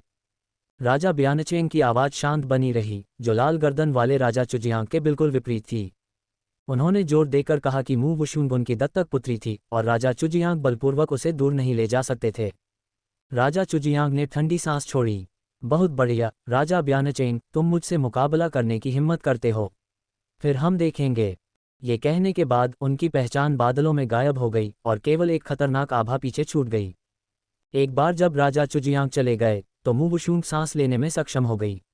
उसकी चोटें एक दृश्य गति से तेजी से ठीक हो रही थीं। हालांकि इस बार वह गंभीर रूप से घायल हो गई थी और उसके डैंशन में दरारें पड़ने के संकेत थे। ये कुछ ही वर्षों में ठीक होने वाली चीज नहीं थी। अरे, छोटा फीनिक्स, जो 9 सिर वाले पक्षी में बदल गया था, नीचे झपट्टा मारा और मुंह वुशुन के पास आया। मास्टर, उसकी खुद को कोसने वाली आवाज मुंह वुशुन के दिल में गूंज उठी। ये ठीक है, जो मुझे नहीं मार सकता वह मुझे केवल मजबूत बनाएगा। मुंह वुशुन ने उसे शांत किया। ये पहली बार था जब उसने एक आकाशीय राजा सेलेस्टियल किंग की शक्ति को महसूस किया था। भले ही उसका वर्तमान साधना स्तर स्वर्ण अमर क्षेत्र गोल्डन इमॉर्टल रेल्म के दूसरे स्तर पर था, लेकिन आकाशीय राजा की तुलना में ये 10,000 पहाड़ों के अंतर जैसा था। स्वर्ण अमर के ऊपर महान लुओ स्वर्ण अमर ग्रेट लुओ गोल्डन इमॉर्टल है। महान लुओ स्वर्ण अमर के बाद ही कोई आकाशीय राजा बन सकता है। उसे सत्य अमर से स्वर्ण अमर बनने में 50 साल लगे। हालांकि वह जितनी आगे बढ़ी, उसके साधना स्तर को बढ़ाना उतना ही कठिन हो गया। राजा चुजियांग और राजा ब्यानचेंग जैसे अमर राजा कम से कम 10,000 वर्षों से साधना कर रहे थे। स्थिति जितनी कठिन होगी, वह इस चुनौती का सामना करने के लिए उतनी ही अधिक दृढ़ निश्चयी होगी। जिन लोगों ने इंपीरियल अंकल को दूर ले जाया, उनमें कई महान लुओ स्वर्ण अमर शामिल थे, जिनमें वह संत शाओहुआ सेंटेस शोवा भी शामिल थी। उसकी साधना कम से कम महान लुओ स्वर्ण अमर क्षेत्र के चरम पर थी और वह जल्द ही अमर राजा क्षेत्र तक पहुंच सकती थी। ये हिमशैल का केवल एक सिरा है। कोई केवल ये कल्पना कर सकता है कि इंपीरियल अंकल के पिछले जन्म का परिवार कितना शक्तिशाली रहा होगा। इसलिए राजा चुजियांग ने इस बार उसे जो सबक सिखाया, उससे उसे अपने और उन लोगों के बीच के अंतर का और अधिक गहराई से एहसास हुआ। उसे और मजबूत बनना होगा। नहीं, शक्तिशाली होना ही काफ़ी नहीं है। उसे अपनी खुद की शक्ति विकसित करने की आवश्यकता है ताकि भविष्य में उसके पास उन लोगों को चुनौती देने की योग्यता और आत्मविश्वास हो। क्या मैं आपका नाम जान सकता हूँ? एक कोमल आवाज मुंह वुशुन के कान में गूंजी। मुंह वुशुन ने ऊपर देखा और देखा कि राजा ब्यानचेंग उसकी ओर देख रहे थे। उसने कहा, मेरा नाम मुंह वुशुन है। मैं राजा ब्यानचेंग को बचाने के लिए भी धन्यवाद देना चाहती हूँ। मैं भविष्य में निश्चित रूप से आपको चुकाऊंगी। अतुलनीय। राजा ब्यानचेंग के सामान्य रूप से शांत चेहरे पर आश्चर्य दिखाई दिया। उसने अपने बगल में 9 सिर वाले पक्षी को देखा और खुद से बुदबुदाया, क्या ईश्वर की मर्जी हो सकती है? तुमने क्या कहा? राजा ब्यानचेंग की आवाज़ बहुत धीमी थी और मुंह वुशुन को यकीन नहीं था कि वह उससे बात कर रहे थे। कुछ नहीं, राजा ब्यानचेंग ने कहा, उसकी काली आंखों में देखते हुए। क्या आप कृपया अपना घूंघट हटा सकती हैं? मुंह वुशुन को इसके पीछे का मतलब पूरी तरह से समझ नहीं आया, लेकिन चूंकि वह पहले ही अपना भेष बदल चुकी थी, इसलिए अगर वह अपना घूंघट उतार भी देती तो कोई फर्क नहीं पड़ता था, इसलिए उसने उसे हटा दिया। फिर उसने देखा कि राजा ब्यानचेंग कुछ हद तक निराश प्रतीत हो रहे थे, लेकिन यह इतना पल भर का था कि उसे लगा कि यह केवल उसकी कल्पना थी। वह संशय में महसूस कर रही थी, लेकिन जोर से पूछने की हिम्मत नहीं की। राजा ब्यानचेंग ने अपना चेहरा पहले ही उसके चेहरे से हटा लिया था और उनकी आवाज़ अभी भी कोमल बनी हुई थी। अब से तुम मेरी दत्तक पुत्री हो, ब्यानचेंग की राजा। अगर तुम्हें किसी चीज़ की ज़रूरत हो तो तुम मेरे पास आ सकती हो। ये कहने के बाद उसने एक भंडारण बैग और एक जैद स्लिप निकाली और उन्हें मू वुशुन को सौंप दिया। इस जैद स्लिप में मेरी दिव्य छाप है। जैद स्लिप को सक्रिय करने से आप मुझसे संपर्क कर पाएंगे। मू वुशुन ने भंडारण बैग और जैद स्लिप को देखा, लेकिन तुरंत उन्हें स्वीकार नहीं किया। वह बहुत आश्चर्यचकित थी। उसे लगा कि ब्यानचेंग राजा का ये कहना कि वह उनकी दत्तक पुत्री है केवल एक अस्थायी उपाय था। उसे उम्मीद नहीं थी कि वह वास्तव में उसे अपनी दत्तक पुत्री के रूप में अपना लेंगे। उसे हमेशा ऐसा लगता था कि राजा ब्यानचेंग जिस तरह से उसे देख रहे थे, वह ऐसा था जैसे वह उसके माध्यम से किसी और को देख रहे थे। ऐसा क्या हो सकता है जो उन्हें राजा चुजियांग का दुश्मन बनने के लिए तैयार कर दे और फिर भी उसे अपनी धर्मपुत्री के रूप में अपनाना चाहे। लेकिन वह महसूस कर सकती थी कि राजा ब्यानचेंग का उससे कोई बुरा इरादा नहीं था। राजा चुजियांग को नाराज करने के बाद उसे वास्तव में एक शक्तिशाली संरक्षक की सख्त जरूरत थी। चूंकि ऐसा है तो वह थोड़ा मुस्कुराए, उसने हाथ बढ़ाया और राजा ब्यानचेंग से चीजें ले लीं और कहा, वुशुंग गॉडफादर को धन्यवाद देती है। ब्यानचेंग वांग ने मुंह वुशुंग को सिर हिलाया, फिर उनकी दृष्टि भीड़ पर पड़ी और अस्त व्यस्त बूढ़े ताओवादी पुजारी पर टिक गई। सफ़ेद रोशनी की एक किरण बाहर निकली और बूढ़े ताओवादी पुजारी के हाथ में अब एक जैद स्लिप थी जो बिल्कुल वैसी ही थी जैसी उसने पहले कुचली थी। बूढ़े ताओवादी पुजारी ने अपना सिर उठाया, केवल ये देखने के लिए कि राजा ब्यानचेंग पहले ही एक लंबे इंद्रधनुष में बदल चुके थे और भूत साधक शहर छोड़ चुके थे। ये देखकर मू वुशुंग को समझ आया कि बूढ़े ताओवादी पुजारी ने उसकी मदद की थी। वह हमेशा से अस्त व्यस्त बूढ़े ताओवादी पुजारी को एक बिजनेस पार्टनर के रूप में मानती थी, और एक बार यह सौदा हो जाने के बाद वे अपने अपने रास्ते चले जाएंगे और उनका एक दूसरे से कोई लेना देना नहीं होगा।